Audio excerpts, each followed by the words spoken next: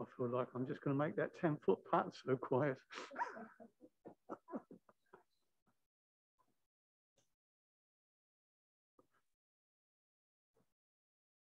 Ding, I went ding.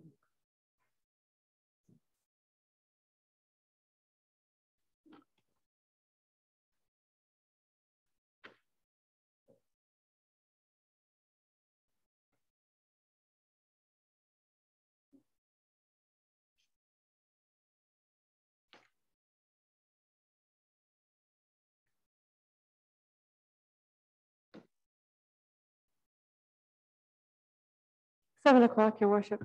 Thank you. Good evening, everybody. Welcome. I'll bring this regular council meeting to order on Tuesday, February the 27th, 2nd, 2022 at 7 p.m. and to acknowledge that we are on the traditional territory of Stahelis. The next order of business, please. Yes, Your Worship. We'll move on to number 2, introduction of late items. Do you have any late items this evening? I have no late items. Thank you. Thank you. Could I have approval of the agenda then, please? By Councillor Piper, second by Councillor Vidal. Call the question. All in favour? Opposed? Anybody? No. Thank you. Next order of business, please. So we'll move on to number 4, adoption of council minutes. We have the regular council meeting minutes of February 7th, 2022 here for adoption. We have a move and a second. Moved by Councillor Hooper, second by Councillor Piper. Any errors or omissions? Yes, Councillor Vidal. Thank you, Your Worship. If I could refer council to page 3 of the minutes under my report to council. It indicates that I attended a Fraser Valley Regional District Board on January 20th. I don't believe I attended that meeting, and I would request that the minutes be amended to reflect that. Thank you. Yes, duly noted. Thank you. Thank you, Councillor. Any other errors or omissions? Okay, call the question. All in favour?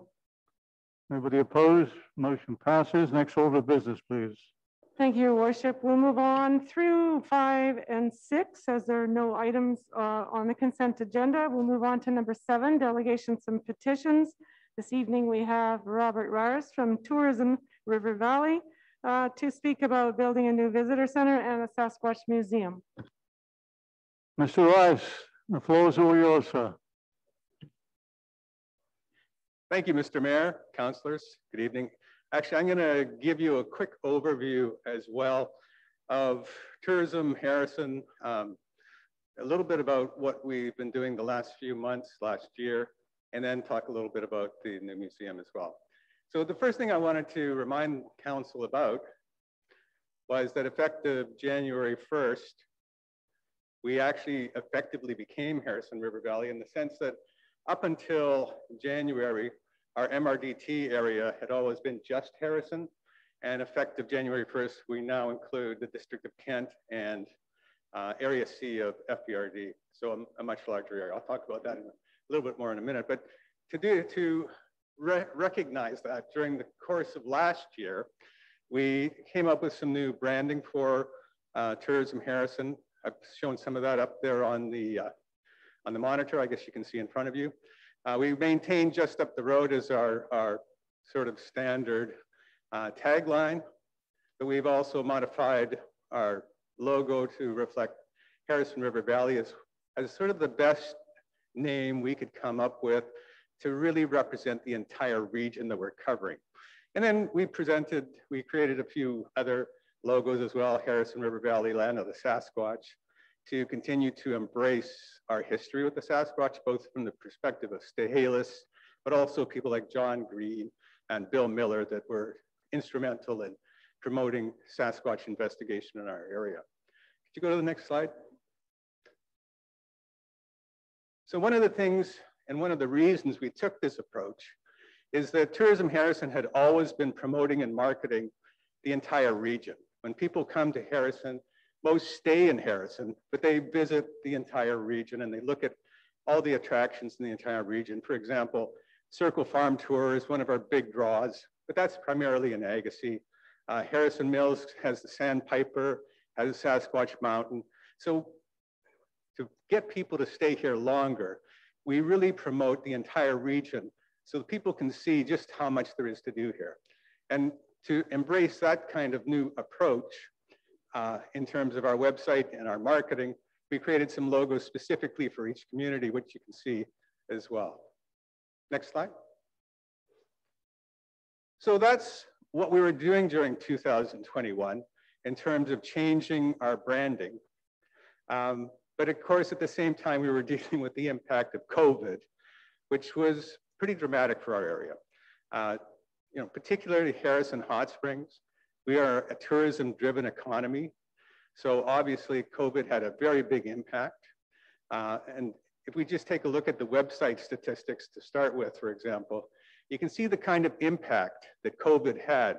We had 9 years of continuous growth in our website traffic.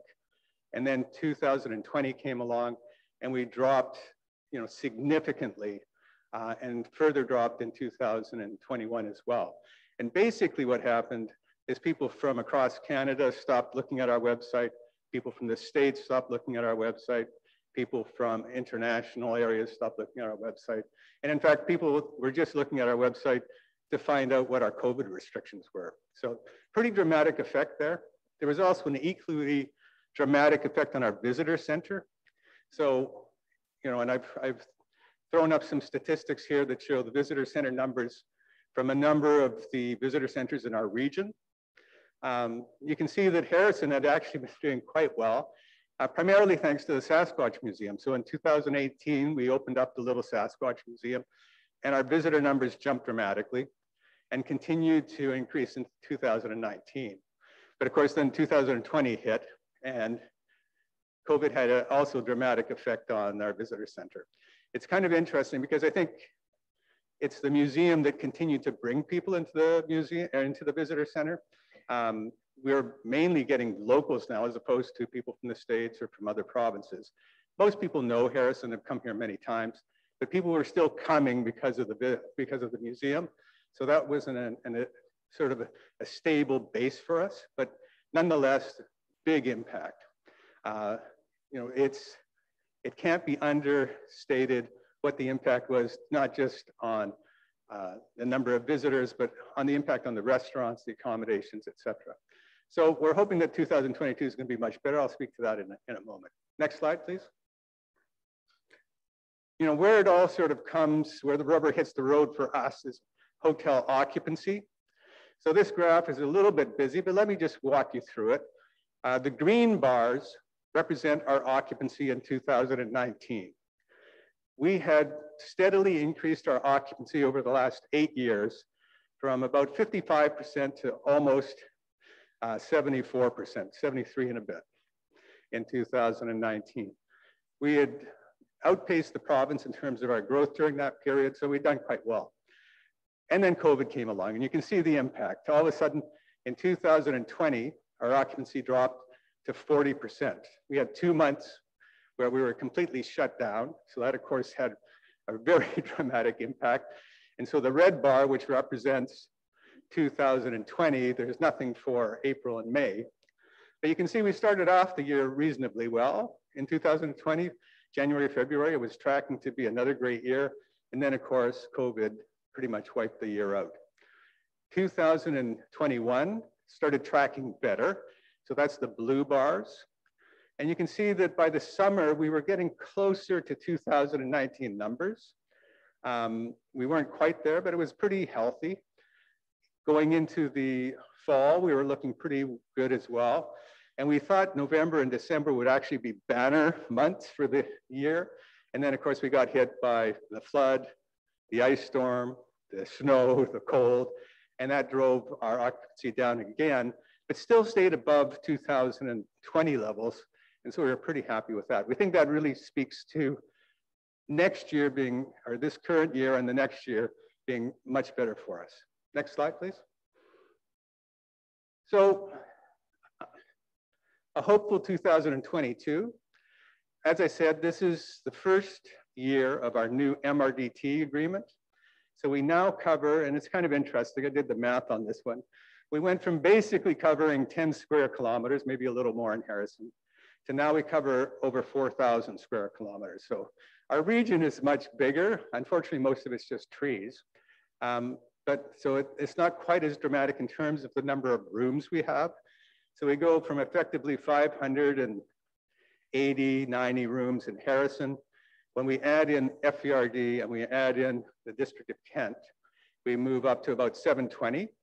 But that's also where the growth is going to be. In the District of Kent and in Area C, there's plans at Sandpiper for more rooms and a hotel.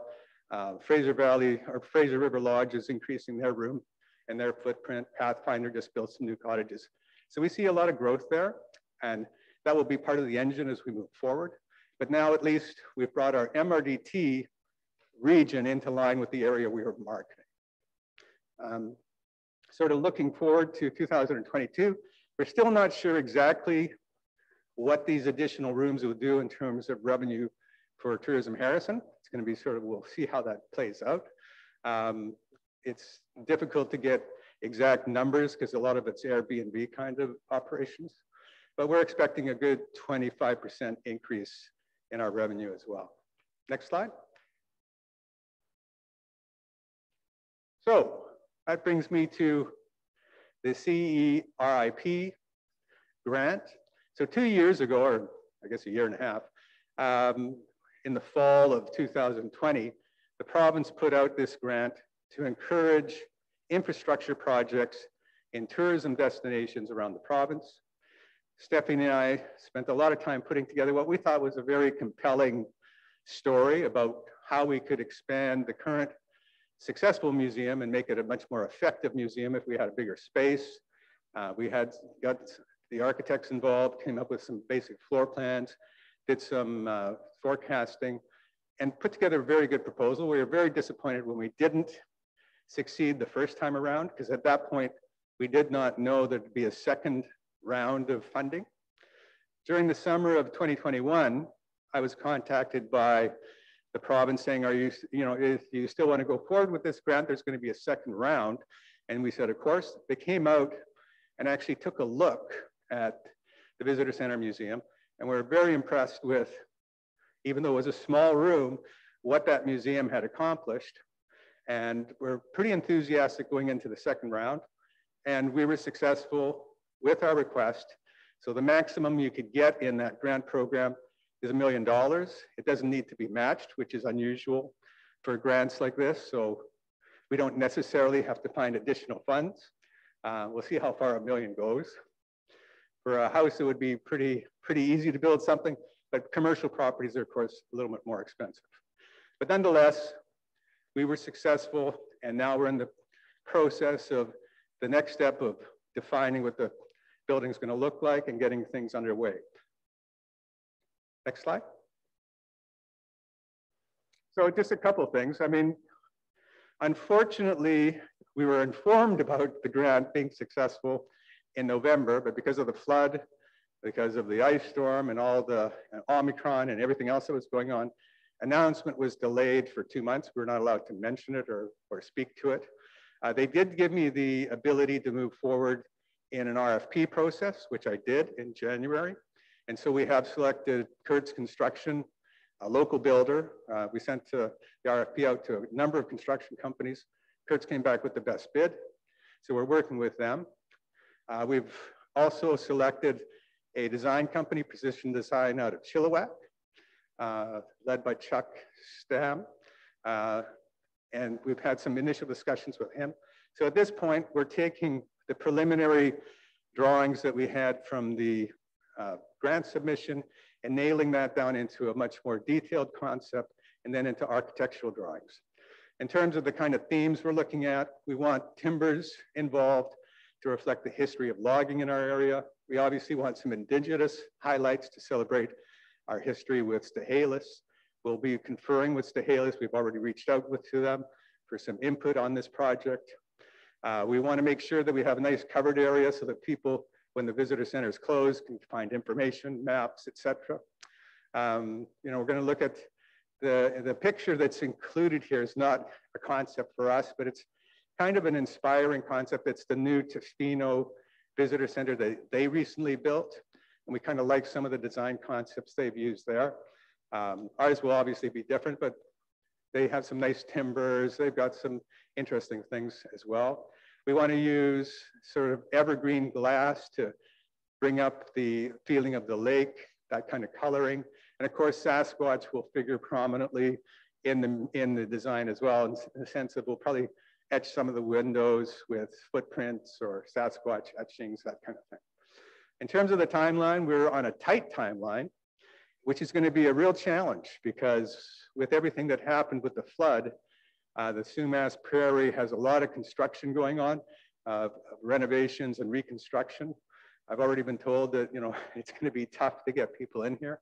Kurtz is pretty optimistic, but we first have to get ourselves through the permitting phase. So that's what we're working on right now. As I said, we're working with Precision Design. We're going to finalize the concept drawing in the next couple of weeks.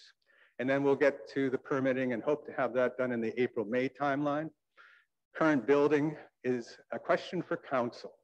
So the current building needs to either be moved or demolished. We're going to commission a study to see what's in the building, to see if there's any hazardous substances in there, and we'll let council know about that.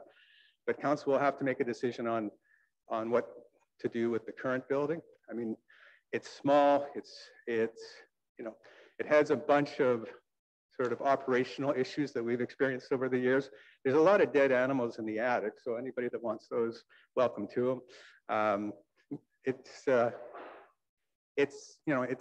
got, I guess, some history to it, but it's just not a very functional space, but it's something that needs to be considered, whether it be put up for auction or, so my request to council on that particular issue is to make a decision on what they would like to see happen with the building. I've been told that to move it would cost about $50,000 and to demolish it will probably cost around 20, something like that. But that obviously will be part of a further discussion. We hope to start construction in June or July. So obviously the building has to be dealt with relatively quickly. And we're attempting to get this completed for the summer of 2023. As part of the grant conditions that we at least attempt to beat that kind of timeline because they want to see an impact on the economy in the short term. So that's kind of our target at this point. We realize it's a little bit optimistic, but we're going to do our best to make that happen. And that's really everything I have to say. A very quick overview of what we've been doing, how last year went, and what we're hoping to accomplish in the coming year. And I think there's a final slide that says questions, and that's my piece. Thank you, Robert. Any questions from council for Robert? Councillor Vital? Thank you, Your Worship. Through you to Mr. Ryers.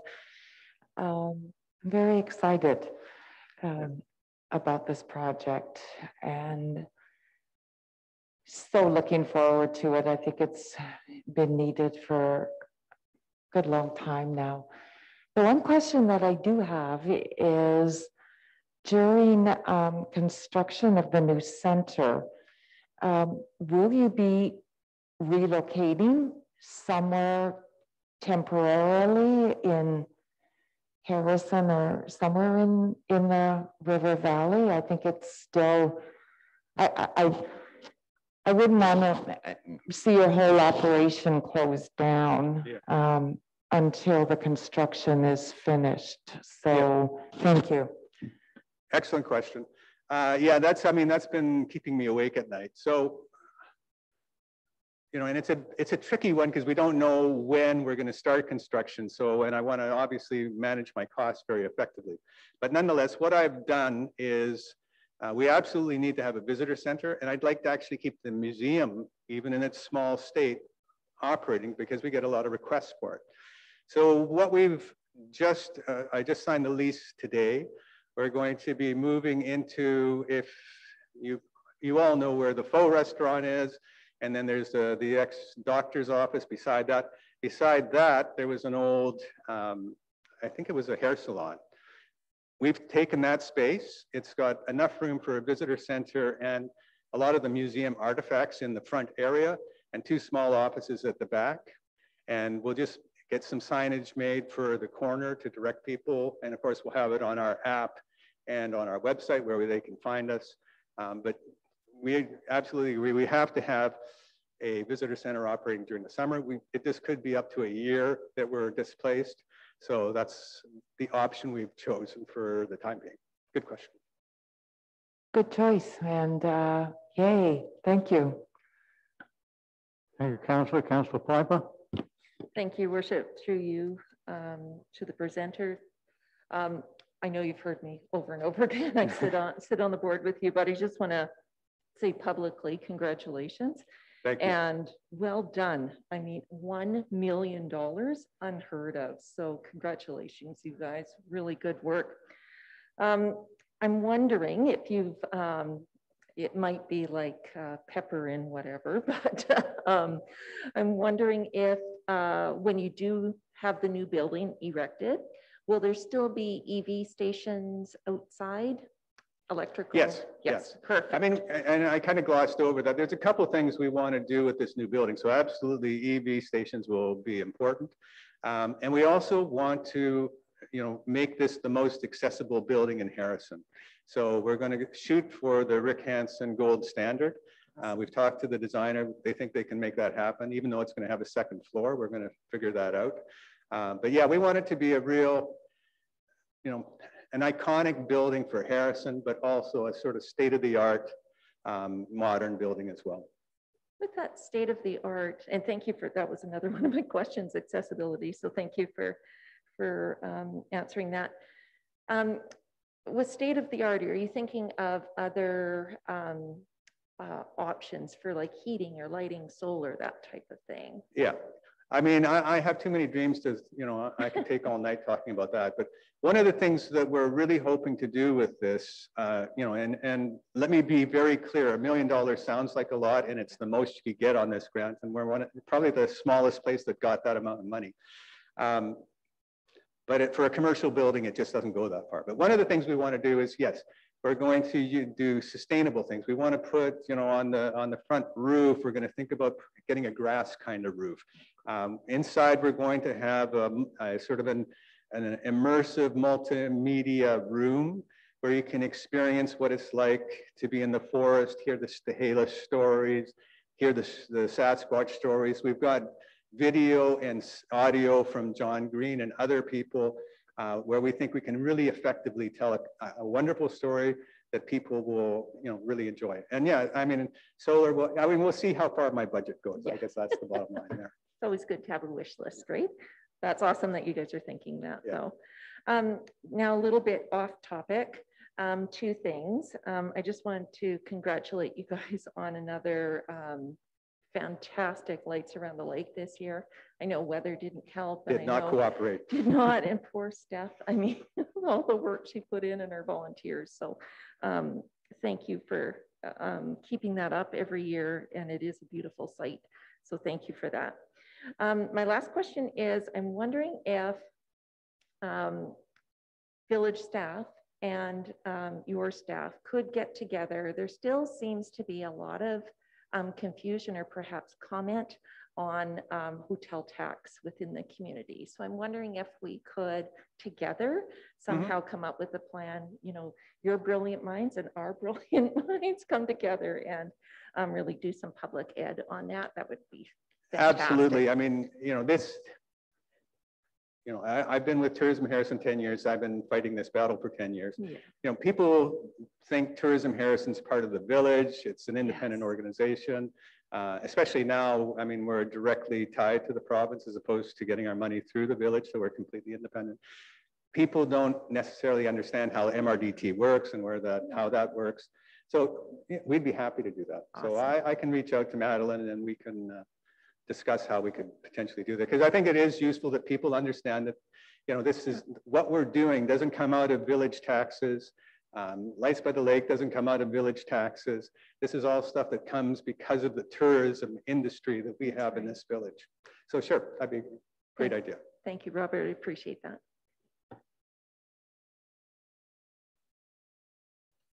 Councillor Hooper. Yeah, good evening, Robert. Thanks. The footprint you've got at the moment is pretty small. You're going to increase this building onto that footprint. Yeah. and you want to increase the number of visitors into the, now my concern there is that we've got a school opposite. The parking there is very, very restrictive. We have camper vans parking there and the rest of it. Are you going to re-site that parking anywhere else, or will we be in discussion with the village? Because we've got parents picking their children up, got people reversing out in parking spaces, and we've got the village staff coming in and out in their vehicles. Yeah. So my concern would be that parking needs to be looked at as a matter of health and safety. Thank you. Sure. No, and obviously that as part of this whole design, we'll be looking at parking, absolutely. I guess a couple of things I can say to that. What's interesting about the museum is a lot of the traffic to the museum comes from hotel guests walking to the museum. So that's one thing. And there's certainly some marketing we can do in terms of encouraging people to walk. But we can talk to the village about, parking options. I mean, maybe we, encourage people or have signage directing people to the overflow parking lot if they're going to the museum, because you're quite right. Luckily, this, the school's an issue, but generally just during the summer, and that's when we're the busiest. So it tends to work for us, but it is a concern of mine as well, particularly because you have to back out of that our parking lot onto the street, and that can be hazardous. So we'll certainly, talking to the designer was one of the first things he brought up, and we'll be taking a look at what different options we can consider. Thank you, Councillor. Councillor Palmer. I have a couple questions. I'm just more interested in what it's going to look like. What's the square footage of the building that's there now? Do you know? The square footage of the building that is there now, it's 13 by 30. So it's about, because there's a little bit of an add-on, it's about 500, 600 square feet.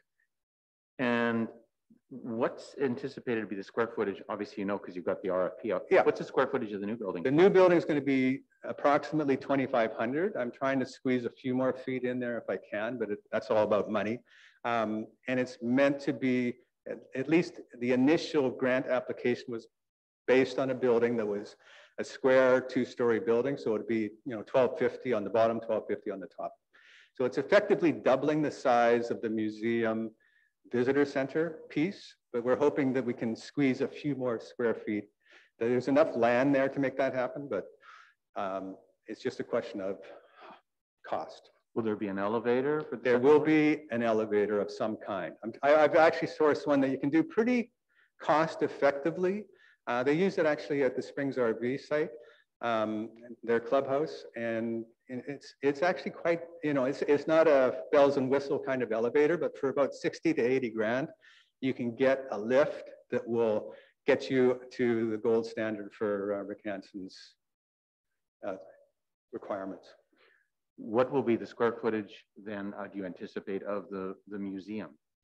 The new museum, we're thinking will be, we're thinking the visitor center itself will be about 250. We try to keep that footprint relatively small.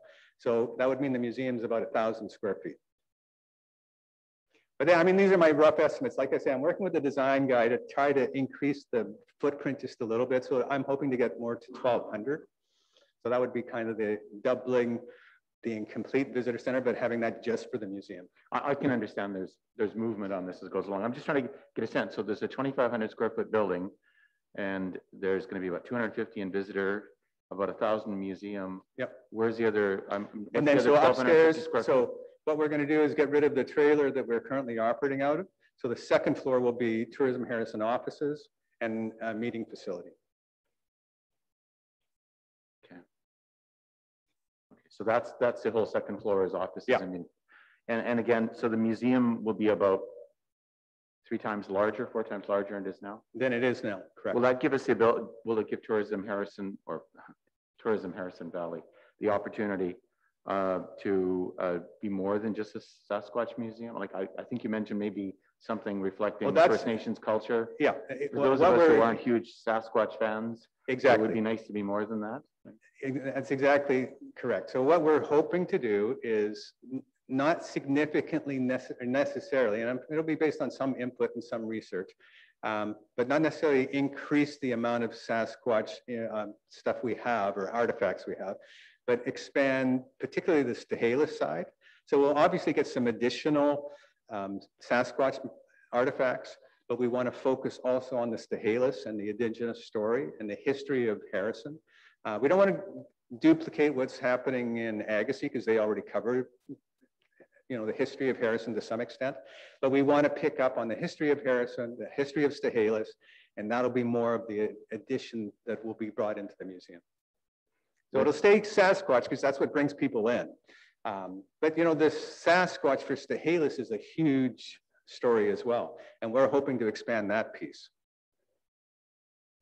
May I continue just with one or two more questions?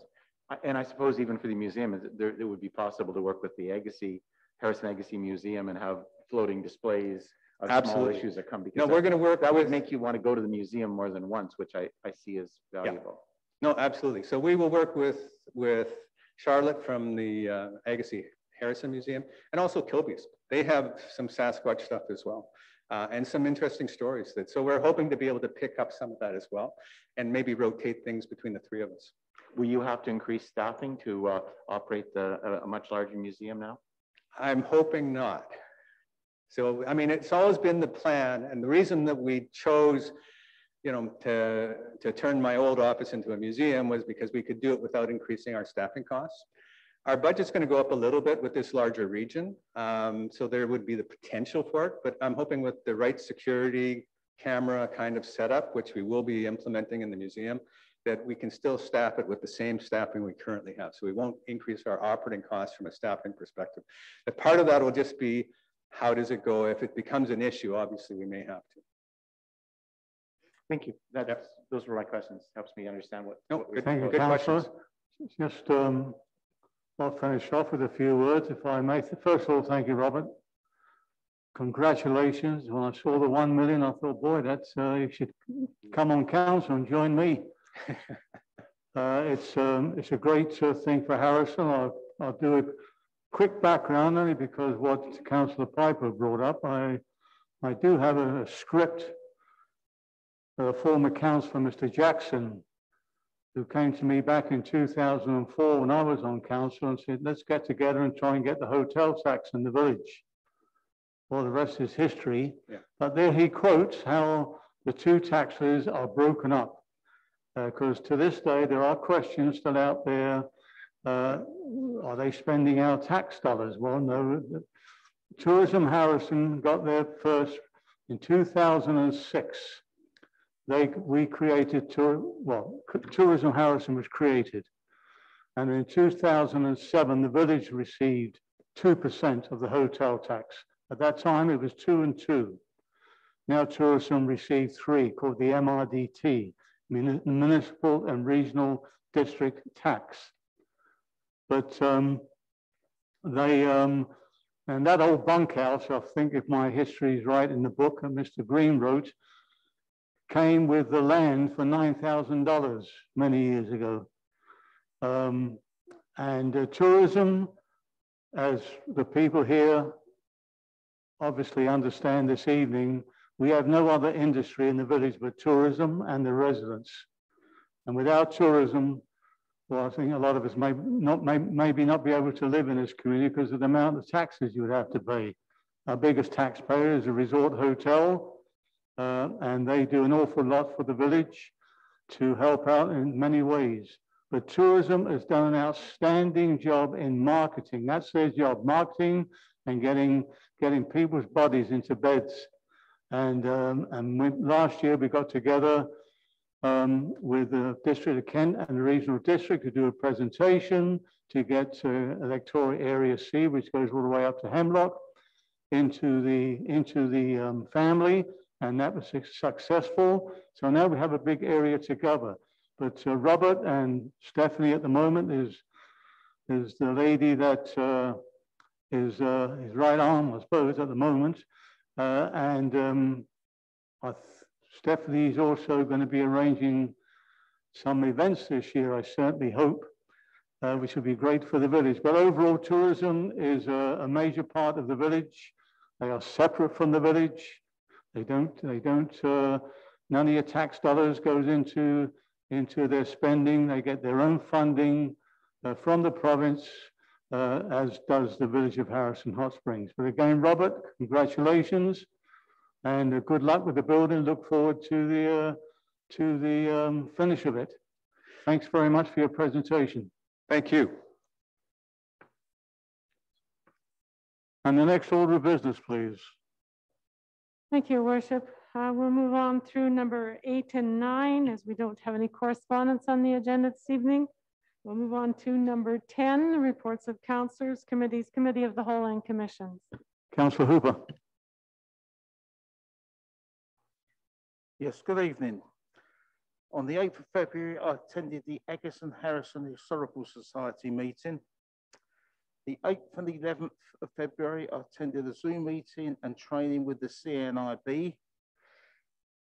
On the 9th and 15th of February, I took part in the webinars and training for the Alzheimer's Society of BC.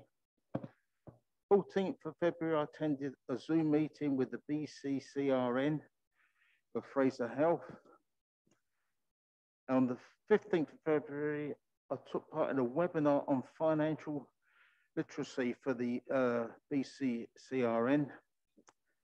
On the 17th of February, I attended a webinar of the Teramac Institute, celebrating the evolution and the future of the collective impact. And on the 18th of February, I attended a Zoom meeting with Fraser Health. And just a reminder that tomorrow is Pink Shirt Day for anti-bullying. Thank you. Thank you, Councillor. We have Councillor Palmer. Well, relative to my list of things, the only one that met during the last 2 weeks is the Fraser Valley Regional Library Board, and I missed it. I confess. I know, it's the first one I've missed in 3.5 years. I was at a doctor's office, I had an appointment, I went, and I just couldn't get there to the Zoom meeting in time. So I missed it, so I can't report anything. I can't even report that I went. However, I will diligently go to the next 9 months of them. Thank you. Thank you, Councillor. Councillor Piper. Thank you, Worship. I attended the Harrison Agassiz Chamber of Commerce Board of Directors meeting on February 8th by Zoom. A couple of highlights. They set their goals and objectives for 2022. So we went over future events, goals that included membership growth and relationship building, and tactics to reach those goals.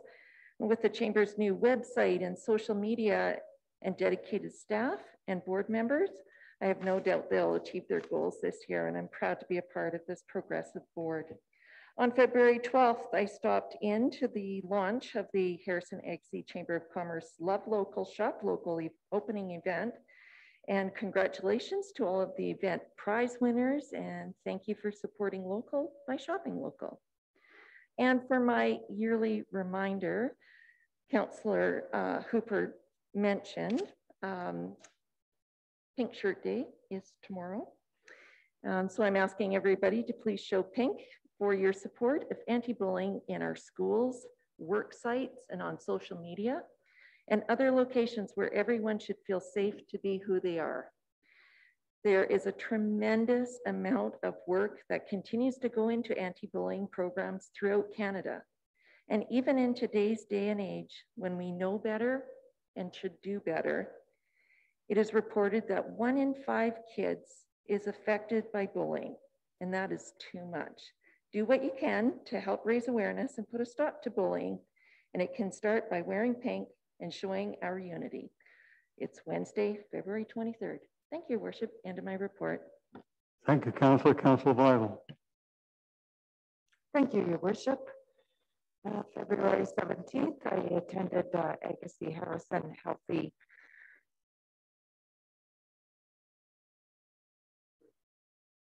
on February 17th. Is that better? You can hear me? Can you hear me?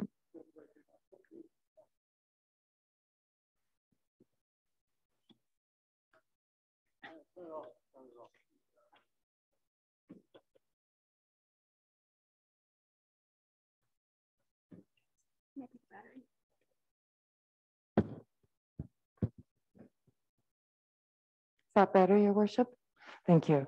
On February 17th, I attended the Agassiz Harrison Healthy Communities meeting, and one of the committee members is a member from Fraser Health who is very pleased to announce that the Omicron variant has peaked, but that recovery from it is continuing to be very slow.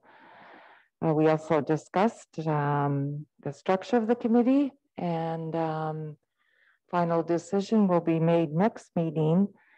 But all the committee members agreed that it's time to go back to pre-COVID structure with some subcommittees and getting down to doing some work. The last 2 years, it has pretty well been focused on COVID.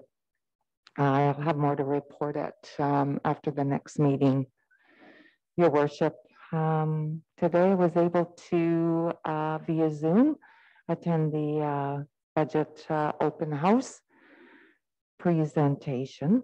And that's, again, thank you to Councillor Piper and Hooper for bringing up Pink Shirt Day. Tomorrow I will be wearing my pink shirt proudly, and let's all remember. Thank you. Thank you, Your Worship. Thank you, Councillor. Next order of business, please. Yes, Your Worship, we'll move on to number 11, reports from the Mayor. Thank you. Don't have too much to report tonight, but just want to ask Council that send a letter of congratulations to Chief Ralph Leon from Stahilis, who was nominated by acclamation. So we send a letter to Ralph on his election there. Good news. Like Councillor Piper just mentioned, that also attended the Chamber of Commerce opening event at the Pioneer Park on Saturday the 12th. And love local, shop local has become quite a theme now. I use it quite a bit. And it's very important that we do help our businesses to move along and to get back to some sort of normality after the 2 years of this pandemic, and hopefully it won't come back as strong again. And support, even if you only go there once a week or shop or whatever the case may be, support our local businesses. They need your help. I won't make too much of this because we are getting a report from our emergency coordinator later on as a staff report, but it was just saying the overall snow basin index for the Fraser River Basin upstream of the lower mainland is 108%. The February 2021 index was 111%. So it's almost 2/3 of annual BC snowpack is typically accumulated by February the 1st. And the snowpack, as we know, is only one factor related to the freshet flood risk. Weather conditions from April through June determine the timing and rate of snow melt. And from the Fraser Valley Regional District Regional and Corporate Services Committee open meeting on the February the 10th, the BC Transit is now launching NextRide in transit systems across the province, including all of the Fraser Valley transit systems. NextRide falls under BC Transit Smart Bus programs, which introduces new technologies on buses that will improve the customer experience while helping to grow ridership, making transit more efficient, accessible, safer, and enjoyable.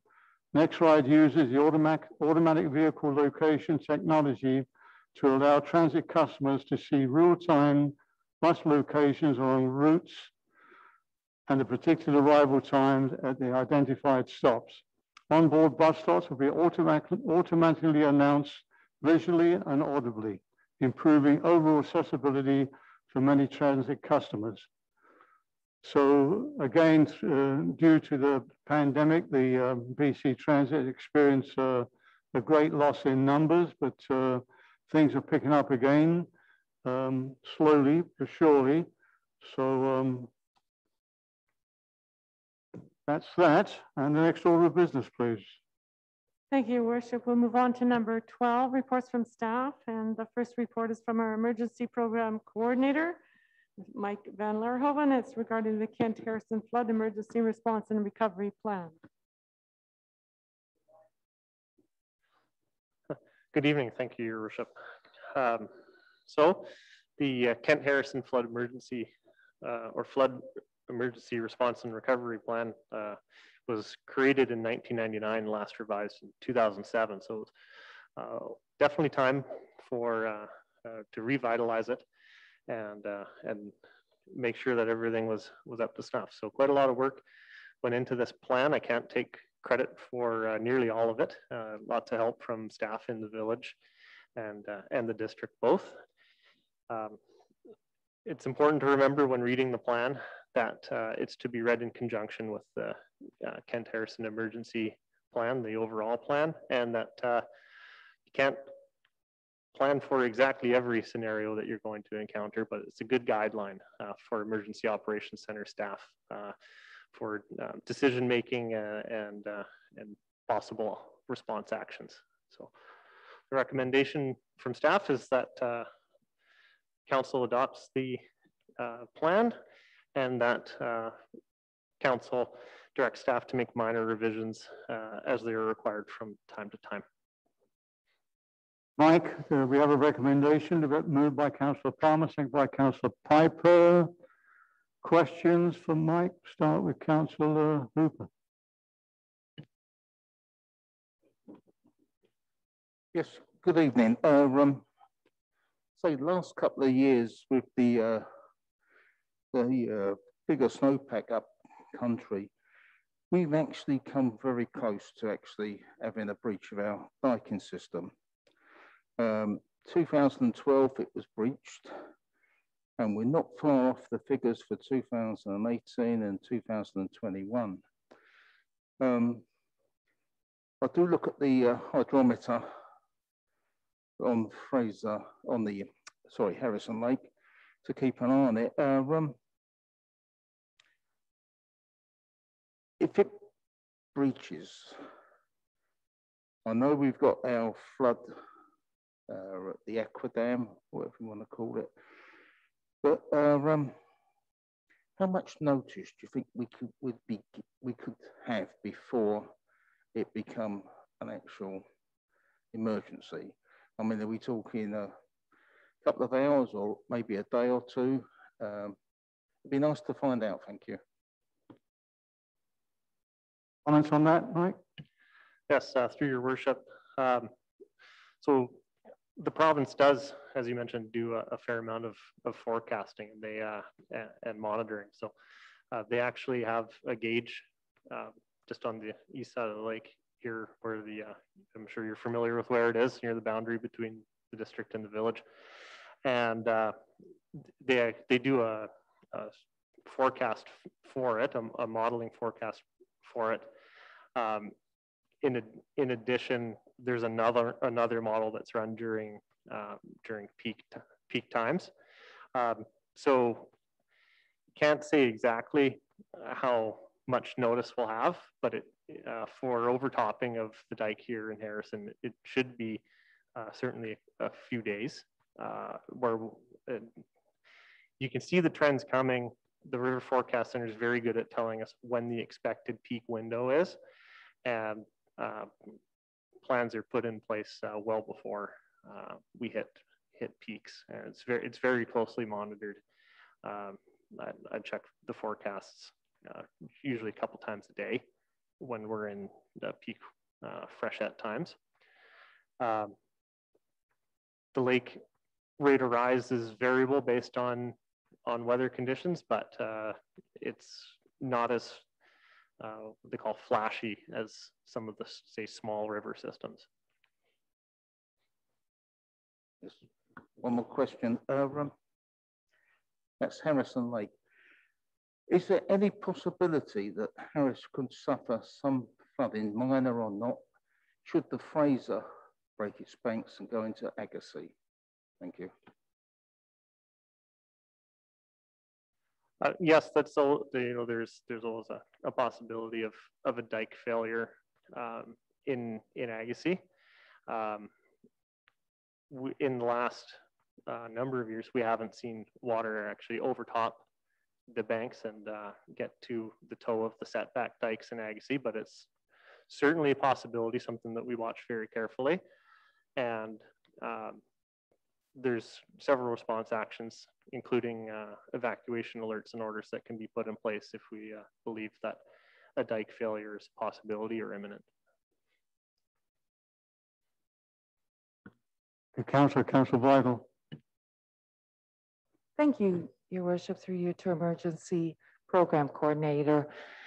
Thank you for this very involved and extensive report, Mike. Couple of questions is, I know throughout the report, you did make reference to numerous First Nations.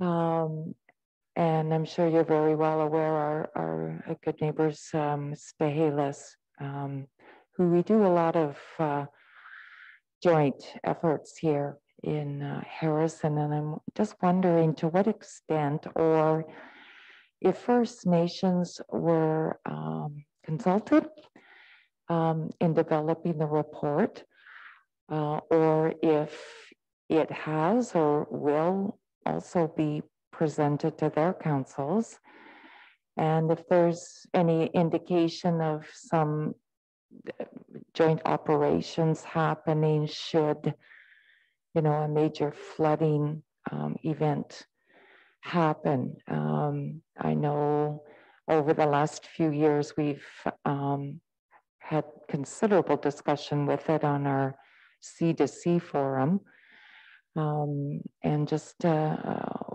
wondering if you could comment on that. Thank you. Mike? Yes, through your worship. The plan has not been sent to Stahelis, but I am in regular contact with emergency program coordinators throughout our region, including those in the First Nations. And in fact, I am the emergency program coordinator for Seabird Island. And I'm always happy to share our plans with them. This is a plan that guides the response of the village and the district only within our boundaries. However, it's important to remember that everything you do has an effect downstream. So that's always something that we keep in mind. And during Freshet, I'm in contact with emergency program coordinators, both upstream and downstream, typically on a daily basis. As far as joint operations are considered, we don't have an arrangement, an agreement to have a necessarily joint emergency operations center with any of the surrounding communities. However, again, any response actions that we're considering, we always give the heads up to surrounding communities, and if we're not in such a tough situation, but they are, I'm always happy to lend some advice and work with them. Thanks, Mike.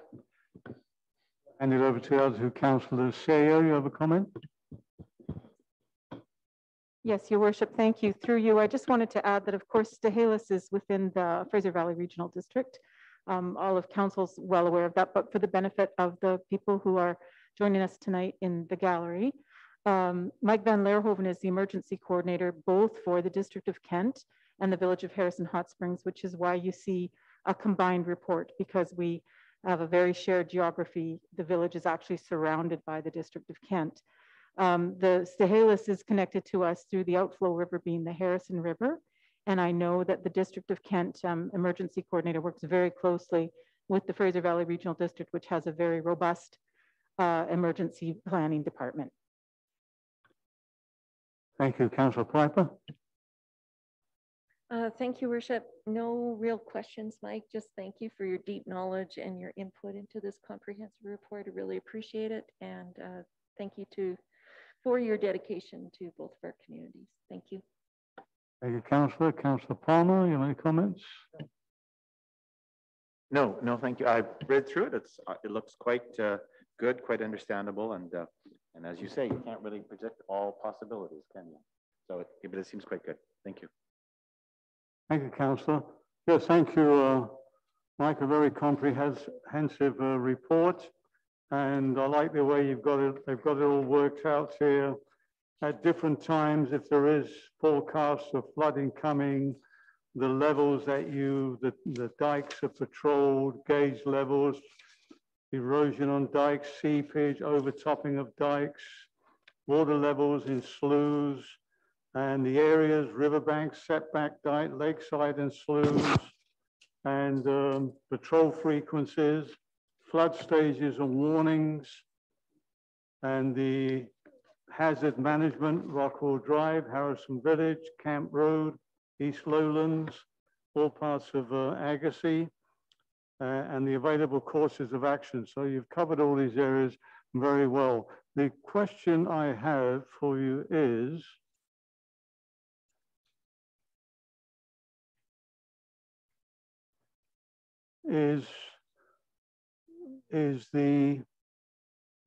my concerns for the bagging sandbags, not for our staff and our facilities, which is a good idea, having enough on standby to protect our facilities. I know back a few years ago, the BC Tel sandbagged all their facilities in the village when we had the fear of high water.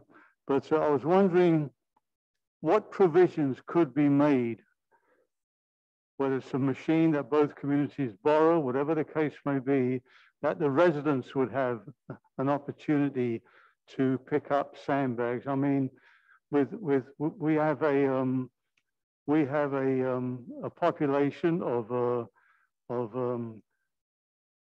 people who are enjoying their retirement, and that you know, physically they may not be able to lift those heavy sandbags. I know this year we had, or last year we had some volunteers who came and helped out, but I'm rather concerned that we should have something in place when you move forward with all this, that residents in Harrison, I'm not sure about the residents in Agassiz, but they should have bags ready, filled, that they can pick up, or have somebody pick it up for them if they needed them for their homes. So that's that question. And the other one is, which I already brought up, is in regards to protecting our infrastructure. I think that's a very important one as well, that we have the adequate sandbags in place in case we have to use it to protect our infrastructure in the village, especially the wastewater treatment plant or the water plant. So those are my two questions. And we do have, I'm not sure whether it's Stahelis or, but I know that we do have Seabird on our emergency planning committee, do we not, Mike? We do, thank you. Yes, thank you very much for the report. Much appreciated. Whether you have any answers for me, that's fine, don't worry. If you do, speak now, if not. Yep, thank you, Your Worship. So how about I tackle them in a reverse order? So as far as infrastructure goes, yes, infrastructure is a high priority right after life safety of responders and the public. All decisions made in their emergency operations center are guided by the BC Emergency Management System response goals, which there's 8 common goals that are observed across the province, and infrastructure is right up there. We've got some in Harrison. We've got some supplies of our own, such as the aqua dams and sandbags in stock. We also have available to the village, plenty of supplies at Emergency Management BC's warehouse in Chilliwack. They have warehouses strategically placed throughout the province with things like aquadams, gabion baskets, sandbags, these kind of things.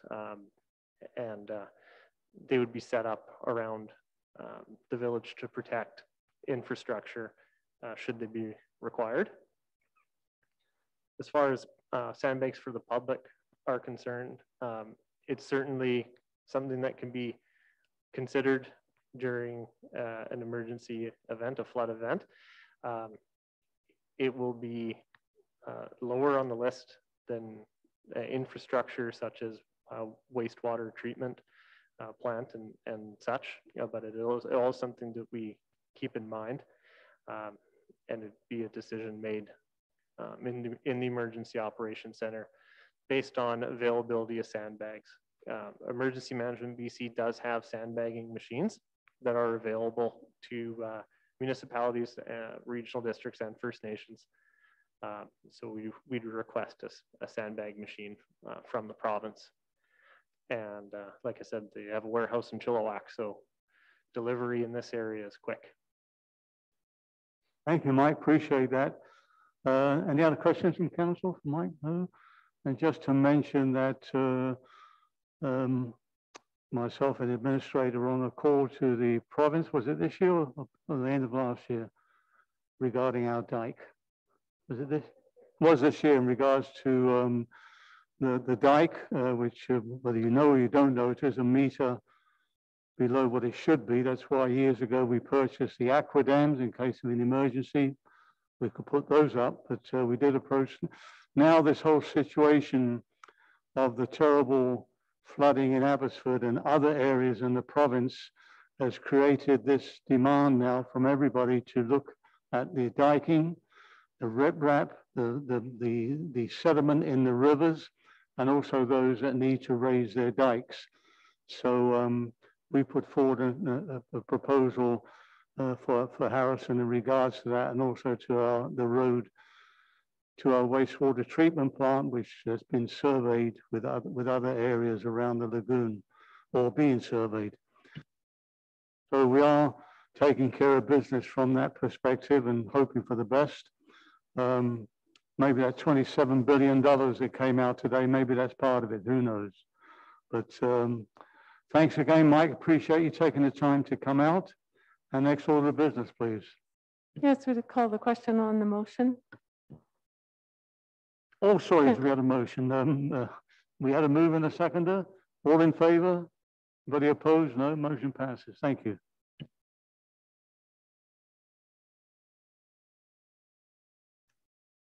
Thank you, Your Worship. We'll move on to the next report. That's from the Operations Manager regarding permanent washroom and covered seating area for Spring Park. Mr. Cook. Thank you, Your Worship. At the council, or sorry, the committee of the whole meeting dated January 28th, 2022, council received a number of options for a permanent washroom in Spring Park. Council referred that report back to staff and requested that staff research costing for two different structures, a permanent year-round washroom and a covered sitting area for Spring Park. In addition, council requested that staff identify where the permanent year-round washroom and separate covering areas could be funded from. The village has collected a total of $548,000 in park development cost charges that may be used for the acquisition of upgrades of parks. The identified cost of $250,000 for a permanent washroom could be funded from the current DCC reserve because it qualifies as an eligible DCC expense. Additional amenities such as a separate covered sitting area could be funded by other reserve funds. Operational costs to maintain a year-round washroom in Spring Park is estimated to be approximately $36,000 per year. The recommendation in front of council today is that the permanent washroom and covered sitting area for Spring Park report dated February 2nd, 2022 be received. Councillor Piper, second by Councillor Vidal. Discussion. Who wants to kick off this one? Councillor Hooper. Yeah, the one thing that concerns me is the operational cost of 36,000 a year. Do we know what that works out in man hours? It's about $6,000 a week, isn't it? The way I costed it, sorry, your worship, through you to Yeah, council. please carry on, Mr. Cook. Yes. The way I costed it is it was 2 hours per day for 7 days a week and the 52 weeks a year. There will be supplies as well on top of that. Right, that would include the electricity, heating and everything else. Yes. I'm sorry, I didn't. That would include electricity, heating. Yes, water. that is full operational cost. That's correct. Right, I like the idea of the you come up with 2 costs for the washrooms and the covered areas. Yeah, it's just that the operating costs seem a bit high to me, but we'll take it from there. Thank you. The other councillor wish to comment, bring something up? Move, Councillor Palmer. Now, the motion is just to receive the report. Unless you want to bring something forward. So right now, if Just we, second the CAO as a comment. Your worship, pardon me for interrupting, but you're correct. The motion on the table right now is to receive the report. Subsequent to that, any councillor may wish to put an additional motion on the table based on the information in front of them. that was my question, that right now it's only to receive the report. So if we're actually going to do anything, it requires a further motion. I've been a proponent of the covered space for a while. I really think it would be useful, particularly if we ever come up with COVID or anything else again, in terms of having a gathering place for people and even a place for residents to have kids' birthday parties, etc. The washroom, I think the park should have a washroom. A little part of me thinks, is it now? Does it need it now, or is it something in the future? But in the long term, it should have a washroom. The $250,000 is a much better number than we were looking at when we saw it the first time. So I think I'm supportive of the washroom, but it's weak support of the washroom, strong support of the canopy, especially since the canopy has no operating costs. I assume no operating costs. So I think we have the motion on the floor. So I guess we need to receive the report first. Then I'd like to make a motion at least about the canopy. Question first, okay, on the receipt. The councillor who wants to go next here, Councillor Piper. Thank you, Worship, through you to staff. I just have a question. Currently in that park, there's a porta potty. What are the costs associated per year with that? I don't know the number exactly, but I believe it's about $1,500 per year. 1500. That is correct. Thank you. That's all my questions. Thank you, Worship. Councillor Vidal, you have any? Yes? Thank you, Your Worship, and thank you for your report. I am in favor of both proposals. I have no difficulty with a unisex year-round washroom. I'm just want to ask a question is, have you determined sort of like an appropriate spot in Spring Park for the washroom and the covered area? Thank you. Cook. Thank you, Your Worship. There hasn't actually an exact spot been determined. However, we would want to make sure that it was fully accessible. There are 2 locations we could consider.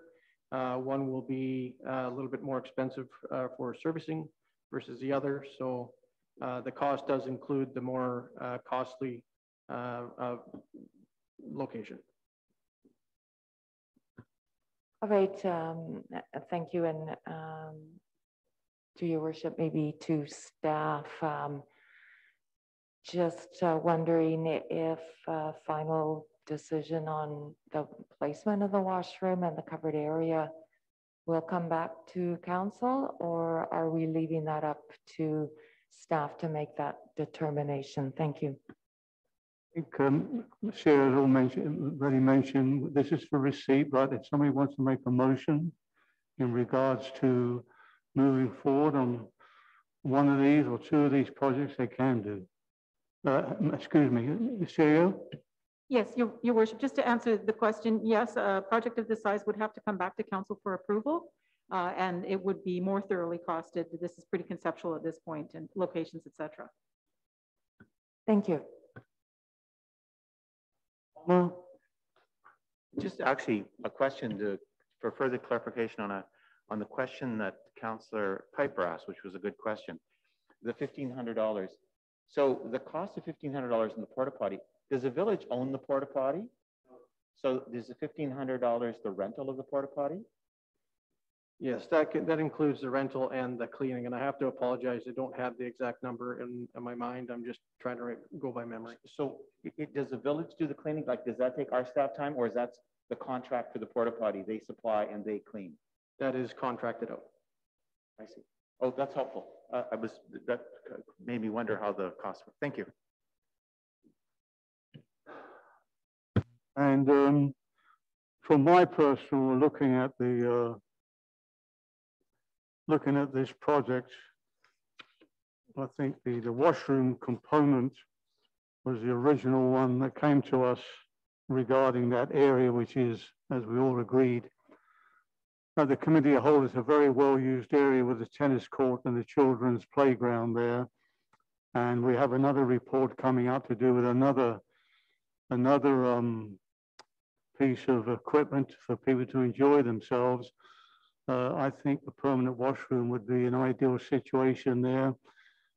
Porta potties are okay for emergencies and that sort of stuff, but if they're not emptied every day, it becomes a real problem, and which is another cost. But I mean, we have the Parkland DCCs that would fund this.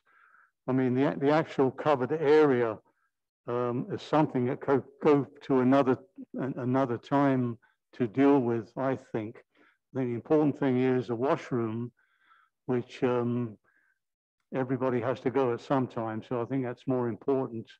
We didn't get a lot of feedback, I don't think, from people who used the park that I know of last year that were overwhelmed with the heat or the, if it did rain, that sort of stuff. It's a great idea. I like the covered area.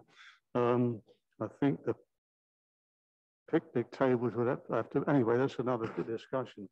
But from my perspective, I think the washroom would be a very good start for that spring park. It is our #1 park, so to speak, in the village.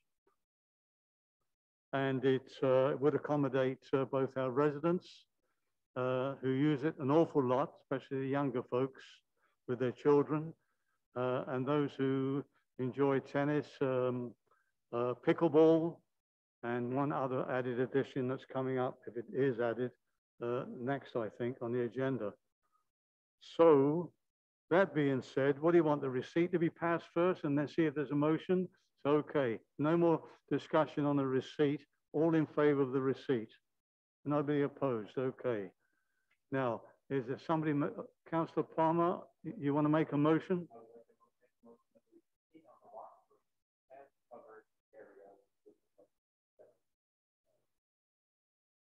Is there a seconder?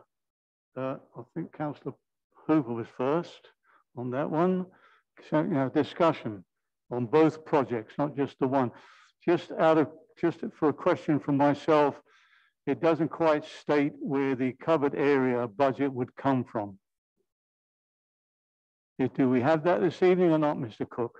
Oh, the corporate officer, you do? Yes, we do have some suggested motions to match what Councillor Palmer has put on the floor. If you'd like me to read them. Okay, so the first one being that a permanent washroom be installed in Spring Park at a total cost of up to $250,000 to be funded from Parks Development cost charges to be added to the 2022-2026 financial plan, and that a covered sitting area be installed in Spring Park at a total cost of up to $125,000 to be funded from Parkland Acquisition and Improvements Reserve to be added to the 2022-2026 financial plan.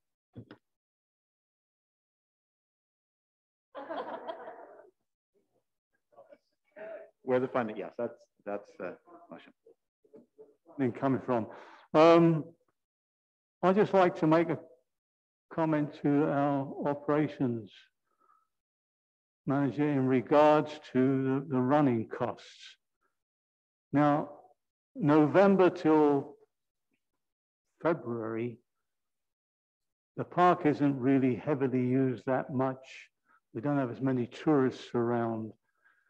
Does it need to be opened 24 hours a day? Or could that be reduced where we could save on the operating costs?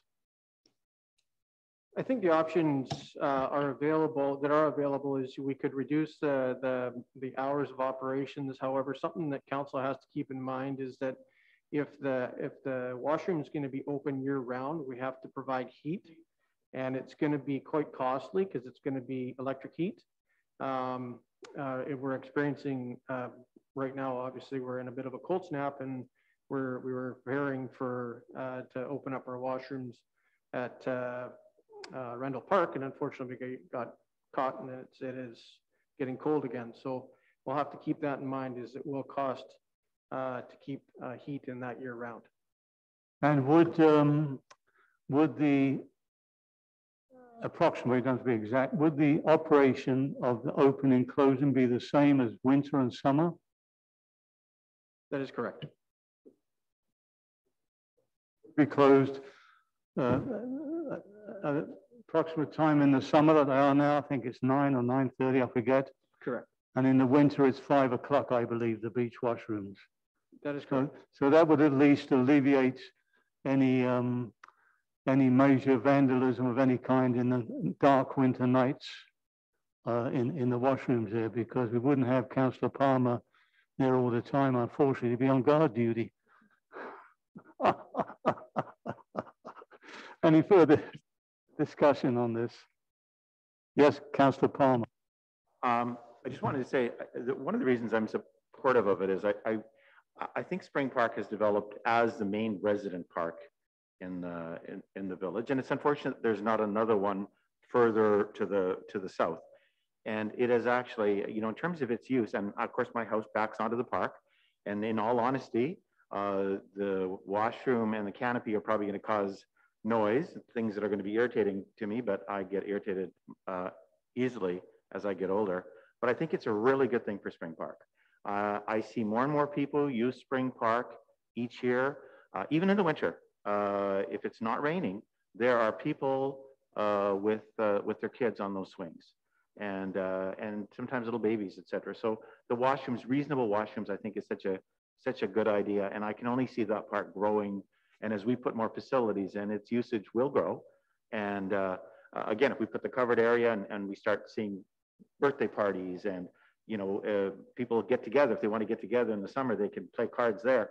I just see the need for the washroom grows too. So I'm thinking they're really necessary, you know, really steps forward for the park. So I'm really quite positive. The cost always amazes me when we start looking at any municipal facilities.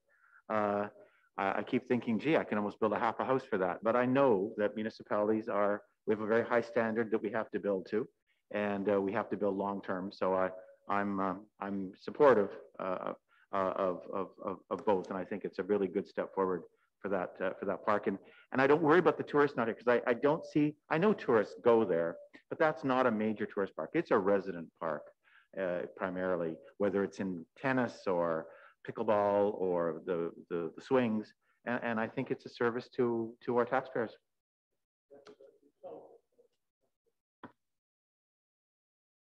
Yeah, many years ago, the park was we used to have a local gentleman and wife used to have the Echo Chocolate Boutique shop, first one in Harrison for many years. And he used to be a caterer as well, and he carried out many catering parties or get-togethers in Spring Park. And so it has been used for get-togethers and weddings, that sort of thing, you know. So it's yeah, it's a very nice, well-kept park, and we keep enhancing it every time with beautiful tennis courts and pickleball courts. So it's not rough and ready like some of these tennis courts that you see around the area. Okay, any further discussion before I call the vote on Deborah's recommendation through Councillor Palmer on the recommendation? All in favour? Opposed? Nobody opposed? Motion passes. Good luck. Next order of business, please. Yes, Your Worship. We'll move on to the next report, also from the operations manager regarding permanent table tennis tables for Spring Park. Mr. Kipp. Thank you, Your Worship. At the council meeting of February 7th, 2022, council requested the staff look at options for accessible permanent tennis table in Spring Park. Council requested staff determine where the table could be funded from, total cost for purchase and installation of the table, total operation, maintenance, and a few location options. The village, as mentioned before, has $548,000 in parks development cost charges that may be used for improvements to parks. Table tennis has been identified as an eligible expense. The two options for the outdoor permanent table tennis tables are concrete or metal.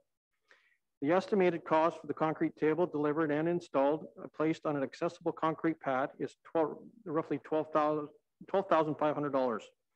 The estimated cost for a metal table delivered and installed, placed on an accessible concrete pad is $10,000. Operational costs are to maintain the outdoor tennis table, excluding vandalism, will be very minimal. The concrete table is more robust with respect to durability and resistance to vandalism and weathering. Potential location options include east of the playgrounds, which is option 1 on the attached, the vacant space between the tennis courts, option 2, and the pickleball courts and the vacant space between the ball courts and Echo Avenue, which is option 3. Recommendation is that the permanent table tennis tables for Spring Park report dated February 15th, 2022 be received. We have a recommendation for receipt. Do we have a move? And it's moved by Councillor Piper, second by Councillor Vidal. Do you want to discuss this, or does somebody want to receive this and then make a motion? Well, we'll do the receipt first then. So I'm going to call the question on the receipt first. All in favor of the receipt? Opposed? Nobody? Okay, that passes. And now Councillor Piper. Well, to save some rigmarole, does staff have a motion ready for? You know, I can play the game if you like, but we can practice. That's right. Yeah, back and forth and ping pong. I guess we need to. I guess before we get into the motion, we need to chat a bit about the location. And personally, I would like to see the location chosen that, you know, when this is successful and we're looking for another table, that it makes sense to put in the same type of area. So I'm not thrilled with spot number 2 because it's a big divot there. And so I would imagine it would need some fill. It just becomes a little bit of a pool, you know, especially in inclement weather. So I'm more apt for, I'm really leaning towards 1, but I'd be open to 3 as well. Be interested to hear what council has to say, and then I'll borrow staff's recommendation or motion.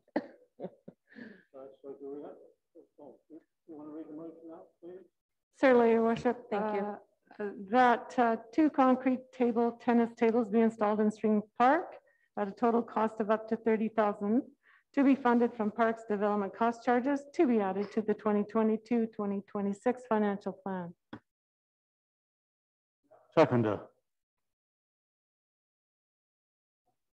Seconded by Councillor Vital. Discussion. Who wants to kick this one off? Who's first?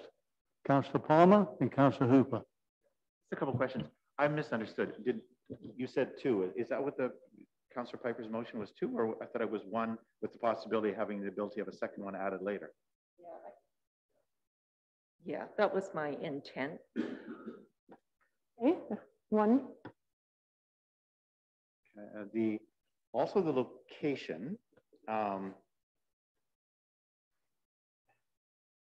The east. I'm trying to think of east of the playground. That's not my backyard, is it? Yeah. That's what I thought. We can. You know what I wanted there. Well, excellent. Yeah, I'm just trying to think of there's a huge area between Lillooet and the playground where the actual play equipment is, but it's an area that gets used for people to play ball, football, soccer, and I wouldn't want to disturb that, but I'm wondering if it could be, it maybe just kind of beside that to the north rather than to the east.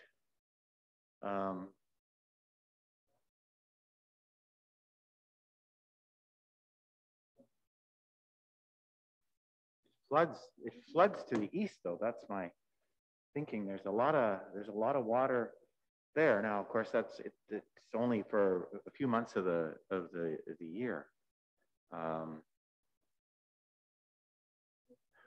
Just trying to think it through.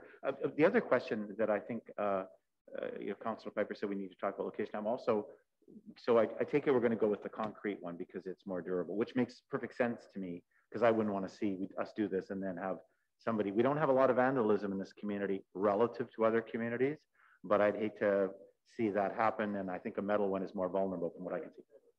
Yeah. So the concrete one does make sense. Okay. I have no other comment. Thank you. Councillor Hooper. Yeah, just a bit of clarification. It says here it's let's read it. Accessible concrete pad. Is that just a pad for the table to go on, or is it going to be accessible for disabled users in wheelchairs and the rest of it? Yeah, it will be larger than the table itself to ensure that someone with accessibility issues has full access around the table. And of course, if it's depending where it's set, we're going to need a pathway to go to it for the disabled access as well. Correct? That is correct. That's why I tried to keep them as close to the existing path as possible. There are some topographical issues, as mentioned by Councillor Piper. The location 2 does get a little bit wet and it will require a little bit more fill, but I tried to keep it in that location that it was close to the existing path. Yeah, the only problem I've got with these areas is they're away from the main play area. And depending where you're going to sit the cover for the seated area for parents to watch their children, depending on the age of the children, you're now separating them away from the sight of the parent. I think that's got to be looked at, especially in this day and age with some of the undesirables we have floating around. Thank you. For Councillor Vital. Thank you, Your Worship. I am also in favor of the concrete. I think the difference between the concrete and the metal is quite minimal, and if we're looking at resilience and feasibility, I'm in favor of that one. Regarding the location of it, I agree with Councillor Piper that I think number 1 would be the best location. And the reason I say that is it would allow not only young children who may be on the playground, but also older children in close proximity to be able to access the the table tennis, or even to have parents accessing the table while still being able to keep an eye on any smaller children that are accessing the playground. Those are my thoughts, Your Worship. Thank you. Thank you. Yeah, I'll just a couple of comments here. I agree. I mean, I like number one. The only thing is that if next year, the year after, whatever the case may be, another table follows, the pads that you pour, besides being big enough for the disability as well, it's going to take up quite a bit of space. I like number one because it's close to everything there. And you've got the washrooms and that's area. The only other, I mean, the number two is a bad area because that's a bad swell there and it floods there. And it rains heavy because it gets all the rain coming down from the lacrosse box and the tennis courts as well there. But number three, which is of course the area on Echo there, which has seating and it's flat and it does have some parking as well in case because I'm sure with this amenity going in, it's going to be very popular, I anticipate, and it could be a lot of more walking traffic than actual driving. But I like number one, but number three is if you're going to have two with sizable pads, which they will have to be, especially for disability people to get around in their chair, whatever the case may be. So well, I'll go with the consensus, but I think number three would be perfect for the size of pads and for parking. You get about 3 or 4 cars there, and there is a pathway there as well, which leads right onto the grassed area. So I'm easy either way, whether 3 or 1. Who else wants to chime in? Your Worship, the CAO would like to.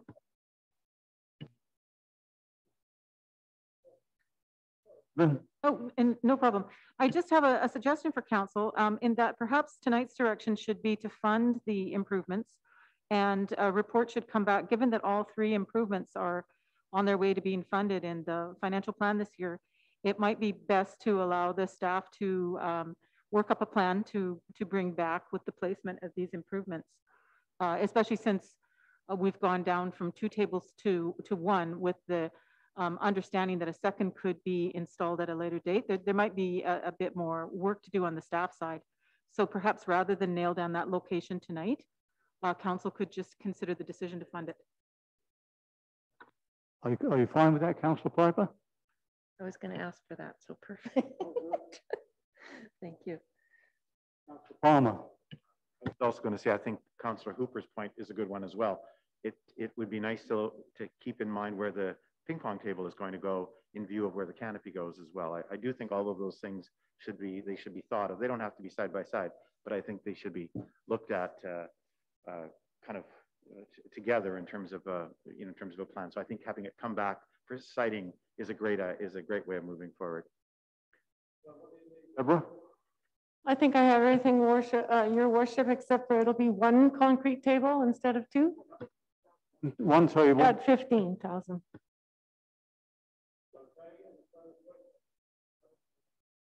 Moving a seconder. No more questions? Call the question then. All in favor? 1. Opposed? Nobody? Good. Motion passes. Good luck. Next order of business. Thank you, Your Worship. We'll move on to the next report. This is from the Community Services Manager regarding off-leash dog park. Shell. Thank you, Your Worship.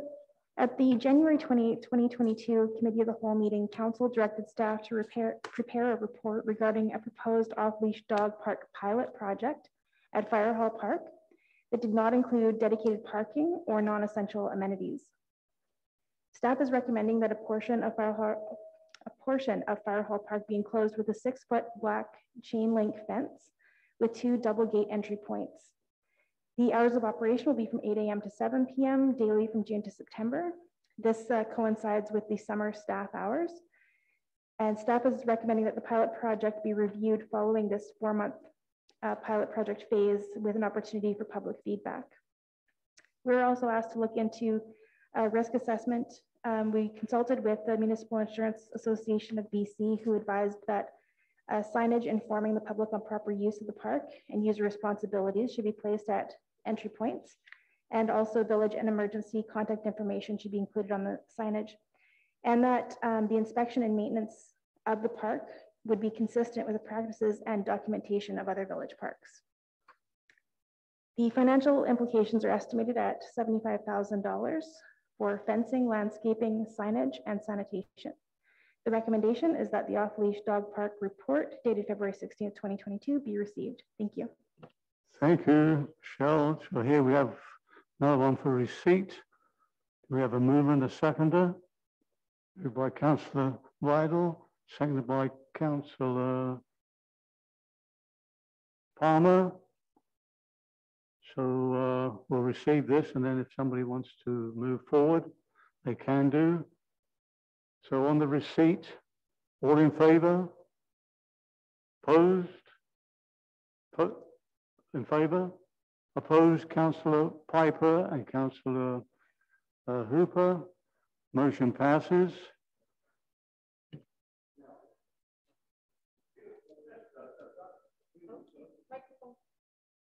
Does somebody want to make a motion on the proposed park? Councillor Palmer? Yeah. I'd like to ask for staff report on the cost and viability of the Macomb site to compare. That would be my motion. Seconded by Councillor Vidal. Any further discussion? Councillor Vidal. Thank you, Your Worship. Support Council's motion. I would also like to make a friendly amendment to that, also a mock-up of the potential site also be included in that report back to staff. Thank you.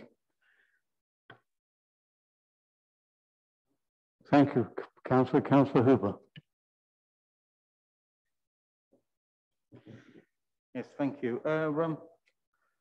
Looking at staff's report, I thought we had a problem with black chain link fence with the youngsters from the school being able to put their hands through it and stroke dogs and possibly get bitten and the rest of it.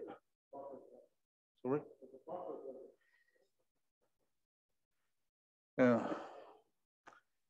And the removal of trees that I'm under the impression now that there's some owls nesting in some of the trees. Are they not protected in Canada?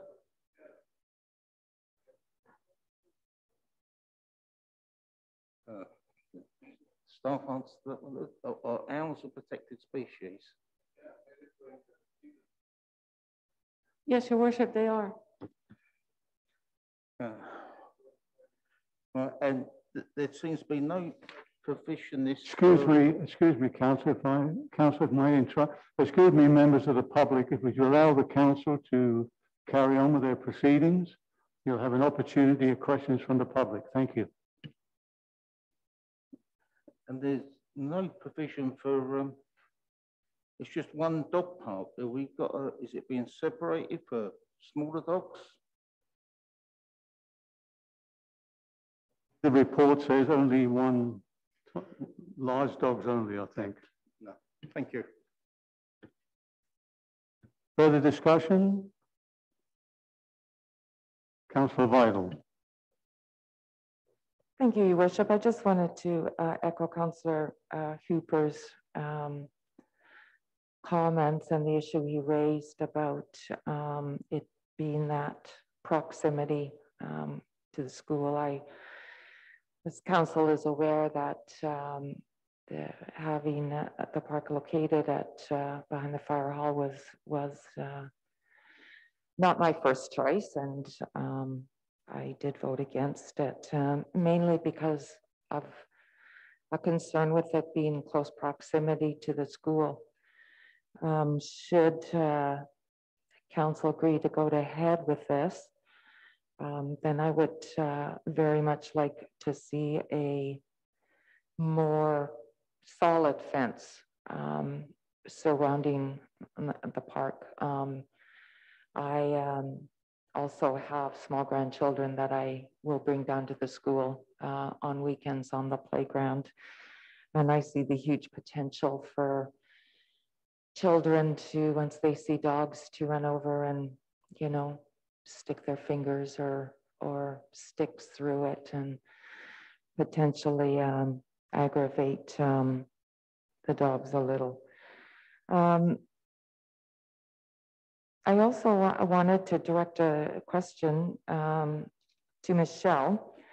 I know you indicated that there would be signage, including village policies for use of the park. Do you have any indication or any idea, and it may be too early for this, but of what sorts of policies you feel should be included in using the park? Thank you. Thank you. Any other questions from council? You have your light on, council. Oh, Councillor Piper.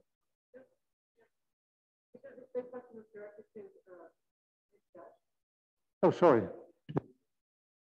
Thank you, Your Worship. Through you to the rest of council. Some very common rules at dog parks would be that the dog must be licensed and wearing that license on their collar, that the dog owners would have to pick up after waste and dispose of the waste, to ensure that your dogs are not damaging the property by digging holes, not to let dogs jump on people, and to ensure that your dogs are under control at all times, both on and off leash. And we have other general park rules, you know, just general usage rules that we have posted at other parks that would be consistent. All right, thank you. And I also noticed that you made a recommendation from Municipal Insurance Association. I'm also wondering, would it be suffice having sort of like those policies posted to absolve the village of any liability? My concern would be if, you know, for an example, some dog owner was running over to retrieve their dog or something like that and slipped and fell, what the level of liability would be to the village. Thank you. Any comments on that, Rhonda?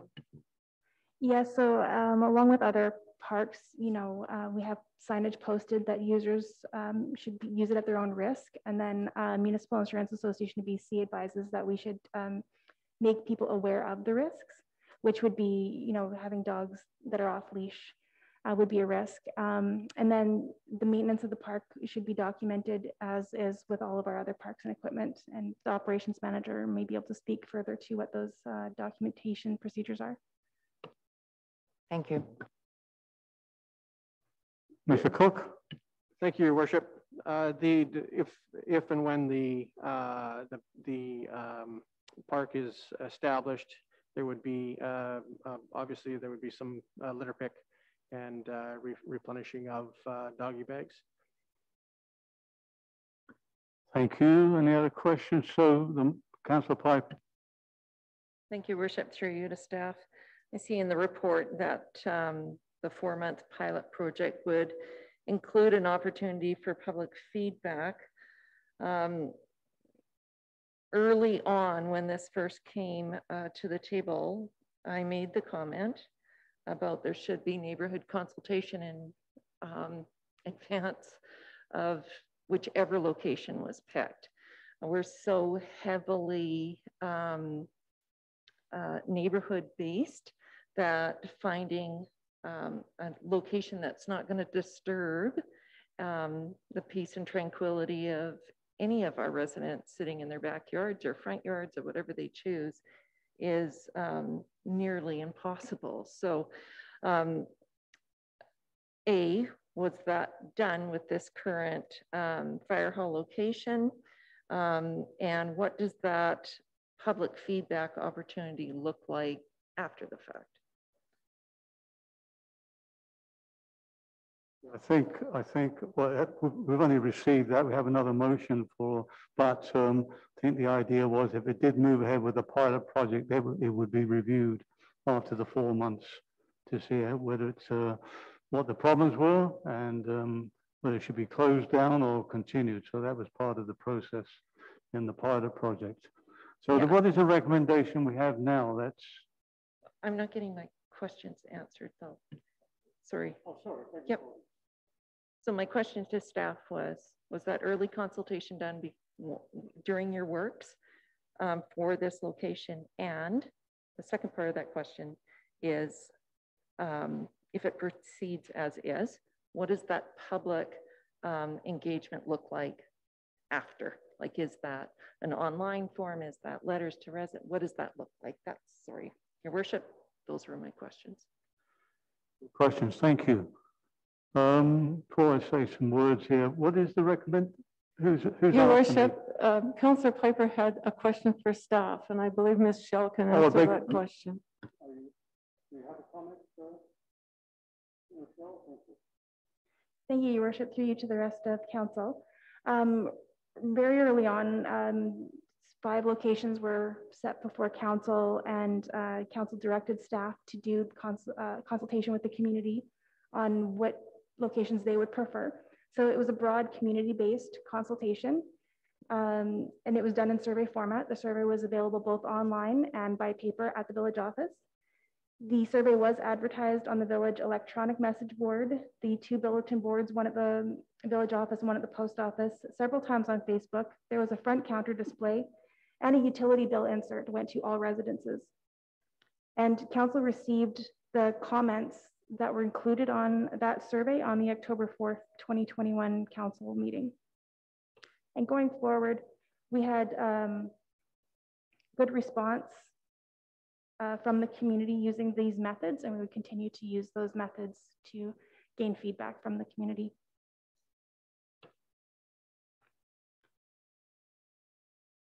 So there, can I continue on, Your Worship? Thank you. So there was nothing, and there will be nothing specific to whichever, I know that there's an amendment to the original. There will be nothing localized, I guess is the best way to put it, to whichever neighborhood a dog park will show up in. It will be broad-based to the entire community, nothing announcing or asking for feedback from those specific residents that will be directly impacted regardless where we put it. Those particular residents were also included with the utility mail out. So all those residences adjacent to the park were notified, and the same method would be used going forward. Thank you, staff. Councillor, just confirm that, Michelle, that was it the off-leash dog park survey that went with the utility bills? That's correct, Your Thought so, Worship. yeah.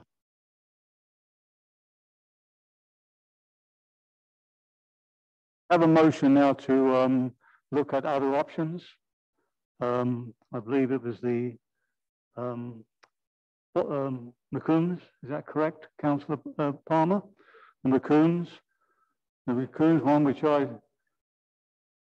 15 years ago, so I said it should have been used, but never mind, it never happened. But that's the one right opposite our community garden centre there. Just as a follow-up to what Councillor Piper asked and Michelle pointed out, that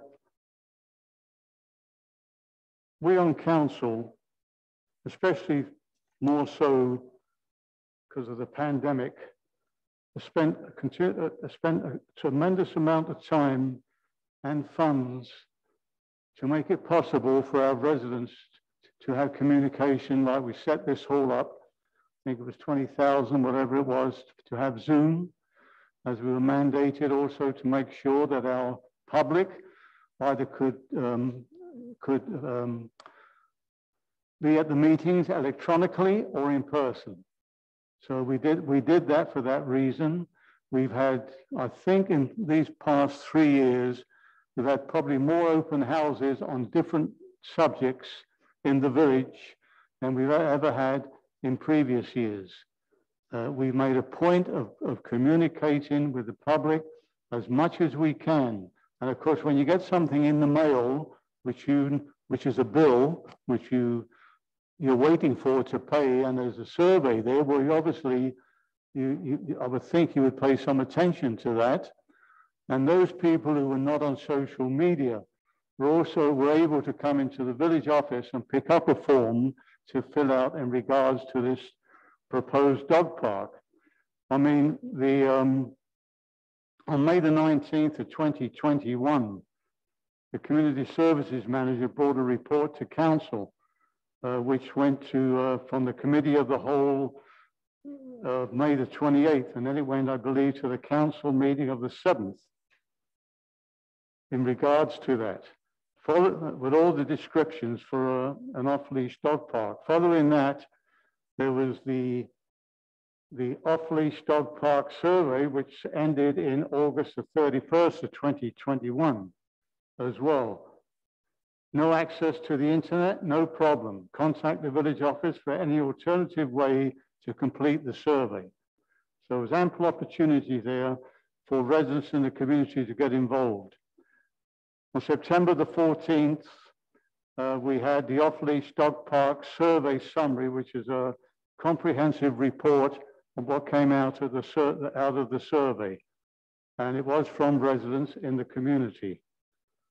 And following that, on the January the 27th of this year, at the committee of the whole, we made the recommendations. We went forward to the February the 7th council meeting that was passed, and this is where we are tonight. So just over nearly, not quite a year, we had quite a discussion on this whole matter, plus communications with the public, just to make you aware that we do go out of our way to communicate with the public. It is up to the public themselves, if they're interested in their community, to follow up, whether it be at council meetings, on Zoom, reading the notice boards, or sending a letter in, or you can come as a delegation like Mr. Robert Rice came this evening to present the new plan for the info center. So there's many opportunities there for the public to approach the council on whatever subject there may be there, and it's been there for years, hasn't changed. We've just added more because of COVID, with the social media part of it, with Zoom, which I've spent the last 2 years virtually speaking on Zoom with me. Just a minute, Councillor, speaking on Zoom meetings. And it's a good way to communicate. Tonight, we're on Zoom, and there may be questions from the public tonight from the Zoom. But just to let you know that council tonight have taken the other course of action and have sent this back for a costing on a different location. So that's where it stands at the moment. And before I call the recommendation, yes, I've seen Councillor Hooper, thank you. Before I call the recommendation, Councillor Hooper.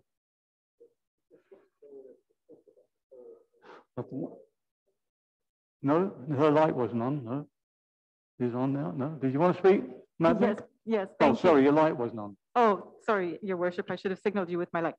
I just wanted to not belabor the point, but just from a staff perspective, this is an excellent discussion, which helps us provide you with better information about this very interesting and I'd say emergent issue.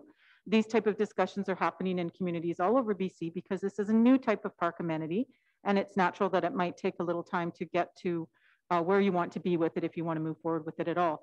That said, I would just seek a little further clarification on the issue of chain link fencing. As I understand it, that is the standard fencing for dog parks. I believe it to be the most cost effective in terms of durability and initial cost. And with the proposed relocation of this park over to the McCombs location, is there still a concern about chain link fencing? Because this will change our costing exercise quite a bit if we need to change the materials. Yes, carry on, Councillor. Thank you, Your Worship. It's through you to CAO. I think there isn't a playground or children's school in that location on McCombs. So I think chain link fencing would be cost effective and appropriate at that location. Thank you. Thank you. Yeah, I think bringing that up is a good point because knowing that area on McCombs, which is obviously a very wet area and in the forest in there, a wood structure, even cedar, wouldn't stand up to too many years on there, and also the bless their hearts, the dogs with all their exploring away there wouldn't be too much left of the fencing. So chain link is what it is. It's durable. And who had their hand up to ask a question? Councillor Palmer. Not so much a question. I think chain link also. I think kind of just going back to the history of this, I think it's awkward. Personally, I don't like dog parks. However, when we did the survey, it became, and from talking to people, there's no question there's huge demand in Harrison Hot Springs for an off-leash dog park. One can't deny that. So I think we need to deliver that in spite of the fact I would never let my dogs go into an off-leash dog park. Then it comes down to the question of, in my mind, it was always where it could go that it wasn't going to cause too much grief to neighbors, and the cost. And the cost is not anywhere near what I was hoping it would be. It's a little high, but I guess what concerns me about the cost is if we do it and we say it's a 4-month trial, we put the fencing in because you can't give it a fair trial without the fencing. And once the fencing is in, we're going to incur a fair amount of cost. So I think it needs to go. I think we need to figure out where it's going to go without the much hope that it's going to be moved later on. That's my concern. The cost of moving it's going to be too much. I think when we addressed it before, I think that's I think McCombs was my favorite spot. I think in general it was, but I think our survey said the fire hall, and I could see putting it closer to where the density of population is useful. And I haven't given up on any of the locations, but I think that it seems that from emails, et cetera, that there's a fair amount of opposition to it going at the fire hall, and there's some issues. So based on that, I think exploring the costs of McCombs also is a good idea. But at the same time, when we're doing that, it wouldn't be bad if we could somehow determine what if there's any, there's not the immediate neighborhood there, but there are people who'll be affected. I keep thinking about parking. When people go to a dog park, if it's not close to where they live, where will they park? And I'm concerned about how that will work there. But I don't think there's any perfect solution. I think this is going to be one of those things where we have to find the least offensive solution to make a lot of people happy with the dog park, and hopefully not make too many people unhappy having it in their area. And maybe McCombs is the place. But I think we have to, before we spend the money on it, I think I want to be really, really careful. But it's clear to me that residents in Harrison, from the survey and from everything else, that people want a dog park, an off-leash dog park. I'm in a minority there, so I strongly support us having one. So that's why I've suggested McCombs that we look at that, and at least we can compare the costs, see if it's doing. But if there was some way where we could canvass neighbors in some way as well, that might be helpful rather than proposing it and then getting a bunch of last-minute feedback. Councillor Piper. Thank you, Worship. Couple questions or comments. When the report comes back, I would like to learn how many trees are going to have to be removed. I want a number attached to that, please. And what type of process, in addition to the consultation that's been outlined, that we're going to do directly with the neighbors affected, so we're not coming back again and trying to, just chase our tails, no pun intended. So I'd like that covered, please. Trees and communication. Thank you. No chasing. Well, Looks like what I suggested 15 years ago might come to fruition on Balsam. Patience, you're right, 15 years. Yeah, from what I've seen in the village, most people walk their dogs. There's not too many that drive. There is one car I see every day, the far end of McCombs by McPherson. That could be a visitor from somewhere else going for a walk down where the down to the far end of the Lucas Trail there. But most people walk their dogs. They do it for, like, I used to have a dog for exercise. You get out and walk. So we'll see what happens. So it's a recommendation. We'd like to read. Oh, the administrator has something to say. Yes, I'm hearing from council that they're looking for a more fulsome report about some of the community impacts in advance of any kind of dog park designer proposal. I mean, what we've seen here tonight is we have a proposal on the agenda that's engendered quite a bit of reaction. I think a budget needs to be attached to this if we're going to do a tree survey at the proposed location in McCombs. And I would suggest that we come back with a report outlining some costs to go down that road. We will have consultants working in the village on an urban forest master plan. We maybe have the opportunity to put that as an add-on. But I do believe that there would be costs attached to this level of investigation to ensure that the next thing you see isn't the proposal and a big reaction. Would that mean a revision of the budget for the tree portion of it, I mean? I would look to our existing consulting budget and bring a report forward to council seeking a motion of council to approve that. I don't anticipate needing an amendment to the budget. There would need to be an amendment to the budget if a dog park was going to be funded this year, but I think the process may unfold in such a way that that might be a goal for 2023.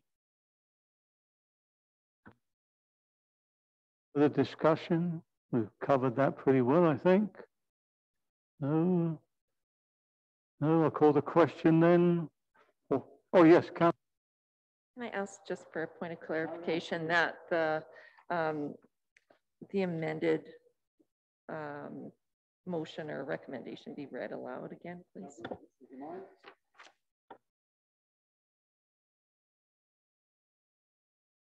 Okay, I'll read what I have. Okay, this was Councillor Palmer. That the matter be referred back to staff to obtain costs and viability for an off-leash dog park at McCombs Drive site, including a mock-up of the proposed site, and that any tree removal requirements, process and consultation with the direct neighborhood be undertaken. Is that somewhat where you were? I think it's good all the way until the very end. I don't think you need to do the consultation. I think I believe council would like to see what that consultation will look like.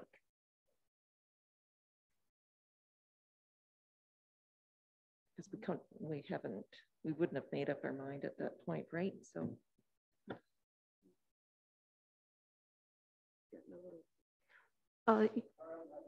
Your Worship, if I might suggest that we back burner the request to staff to do any design work on a location at McCombs, and that the next report you see from staff is outlining more process to investigate that location, and that would be a tree inventory, and there's going to have to be some design work if somebody's going to make choices about how many and which trees are going to be removed. So Councillor Piper, would that meet your requirements with respect to tree removal? Yeah, I just want to be mindful of the time at the table. I want to be mindful of our residents and mindful of staff time. Mm-hmm. So I'm trying to eliminate us getting into this again. Mm-hmm. So I would like to see what that's going to cost us for a tree inventory, site plan, that sort of works. But I can't speak for the rest of the members at the table. I see it as a two-part actually. Yeah, yes, I agree. Okay, it's two requests to staff, starting with an assessment of the tree removal requirements. And then council could move on from there after they see the potential impact of that. That's what I would suggest is that you let either withdraw the motion that's on the table right now or let it fail, and then simply request staff to do an assessment of the environmental impact and process for neighborhood impact, which would include the parking, for a proposed location out of there, just staying away from the design until you can look at those things. It's perfect. And if you like, you can just leave that as direction to staff rather than a motion. Okay, so it was my initial motion. Yeah. I would be prepared to replace it. I just want to start the exploration of for Macomb. So I would be fine with removing it and basically replacing it with what you've indicated in terms of getting some initial reviews of issues of parking, environmental impact, and both with regard to trees and neighborhood impact. Okay, the motion, if this is acceptable to Councillor Palmer and Councillor Vidal, would read staffer to investigate the environmental and neighborhood/social impact of locating a dog park at the Macomb's location and report back. That's to acceptable. Yeah. From you, Councillor Vidal. Thank you. Thank you, Worship, through you to CO. Just for clarification, that would be step one. Yes. In a two-step process. Yes. So what you're proposing then is a report would come back to council addressing what it was that would appear in this direction, and from that, council would then could then request that consideration for a mock-up and a costing to put in like minimal costing dog park. Am I correct in my train of thought? Thank you. Yes, that's how I see the process going, because I think with the concerns on the table, staff doesn't have enough information to bring forward a good proposal without, as Councillor Piper said, a lot of digression at the table. And thank you. Yeah, and I'm in support of that then. Thank you. Thank you. Any further discussion on the motion? All in favor? Opposed, anybody? Nobody opposed? Motion passes. Next order of business, please. Okay, thank you very much. We'll move on to the next report. That's from our planning consultant regarding a request for an amendment to development permit DP 0518. Well, there's Ken. Mr. Cossey, welcome. Thank you, Your Worship. Already, this is dealing with 120 Esplanade, and it's a consideration of a request to amend an existing development permit DP 0518 for a 120 Esplanade. Listed below in the background report, you can see the chronological sequence that has happened with the various development permit applications to date. And the site is currently zoned C1, and the current use is a permitted use. On page 44 of the report, you can see the proposed project picture. And the reason for this amendment request is that on January the 20th, 2022, an email was received from the developer's architects requesting that council review their request and revert back to the exterior stone color. That was the one that we had prior to our meeting in October, where we changed it to the color that's outlined on page 45, the bottom there. They like to revert it back to, if you all turn to page 46, to that color for the cladding and for the color scheme, which is the original color scheme. And then listed at the bottom of page 46 is the DP amendment requirements. And with that, Your Worship, we're recommending that council approve the request to amend DP 0518 as follows. Delete section 6C of DP 0518 in its entirety and insert the following. The exterior stone cladding color is natural gray as provided in the email attachment sent by Adler Pacific Architect Incorporated on January 22, 2022. If there's any deviation from the use of this color, the village's approval is required. We have a recommendation from the planning consultant regarding the change of the stonework. Do we have a moved by Councillor Piper, second by Councillor Palmer? Discussion. Everybody happy? Looks good to me. Yes, call the question. All in favour? Nobody opposed? Motion passes. Thank you. Thank you, Mr. Cossey. Thank you, Your Worship. Good night. Good night. Good night. We'll move on to number 13, bylaws, Your Worship. We have a report from the financial officer regarding the 2022-2026 financial plan bylaw number 1174, 2022. Before we turn it over to the financial officer, this is the opportunity for public comments at this time, Your Worship, on the budget. Anybody who wishes to make a comment, there was an open house today. On the budget, please step up to the mic and the financial officer will try and answer your question. Thank you.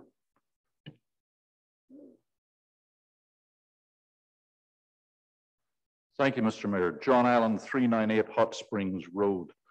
Sorry I missed the open house, but I am concerned about the expenditures in this bylaw and going forward through 2006, particularly in the area of parks development. We've had a lot of discussion tonight about ping pong tables, dog parks, shelters, God knows what all of which are parks issues. And we have money apparently available, which frightens me because it looks like it might get spent and not very wisely. The Harrison Official Community Plan requires that the village council follows the plan and works on achieving the objectives laid out in the plan. And that is presented as a promise to the public that that's the way the village will be run. One of the things that the Harrison Official Community Plan says is that we must have a parks master plan. In other words, an actual plan of how we will manage and develop and acquire the parks within the community. We do not have a parks master plan. It's in the budget, but it hasn't been done. And all of the discussion tonight about dog parks and ping pong tables are contrary to the promises laid out in the OCP. And that promise is that there would be a parks master plan developed, and only when the planning has been done should any money be spent on developing parks, furnishing parks, or such expenditures. And my question is, what is the point in having an OCP? What's the point in having a financial plan if you just go around spending money willy-nilly on these frivolous items? It flies in the face of good community planning, and it flies in the face of good financial planning. I am one of the most frequent users of Spring Park. I'm there playing tennis just about every morning. I go to the bathroom before I leave home. I've never used the porta potty. One person in our club, a lady from the District of Kent, by the way, not Harrison, has asked for a better toilet, and now we're spending $250,000.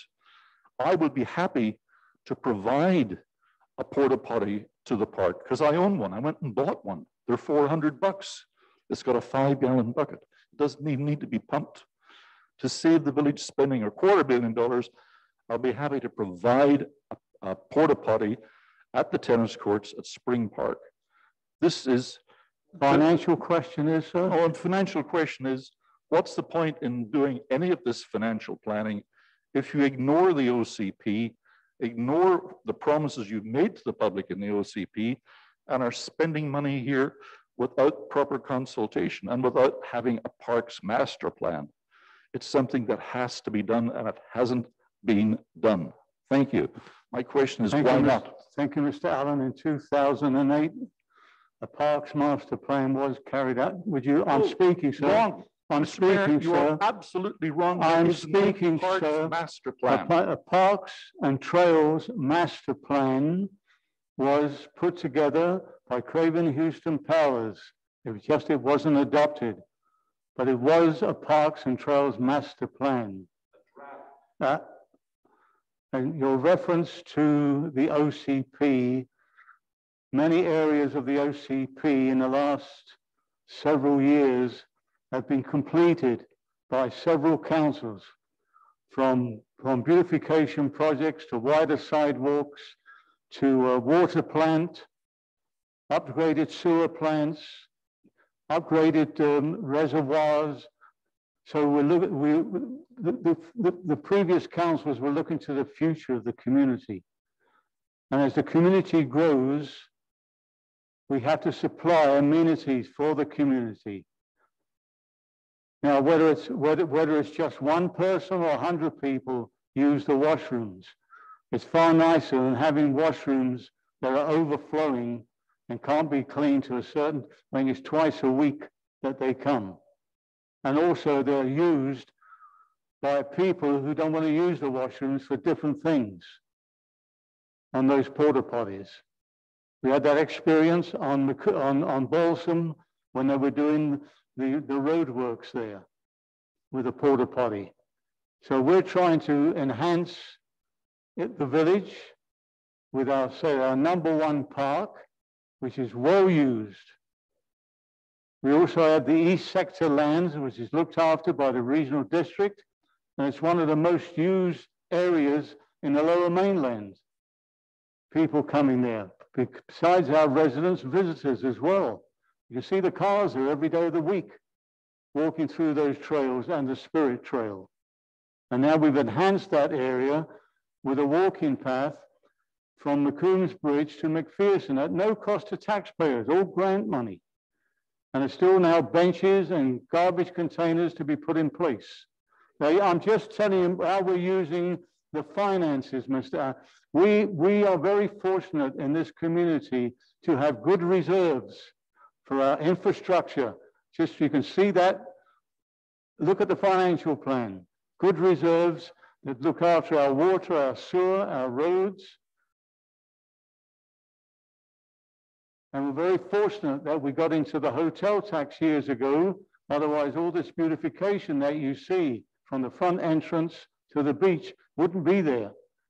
1% tax rate increase for this community gives us about $22,000.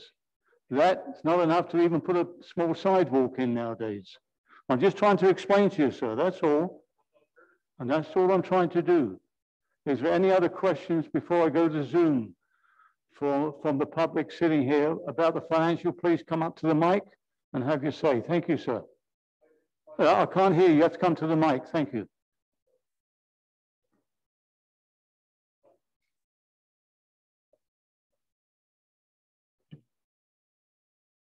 This is on the financial plan?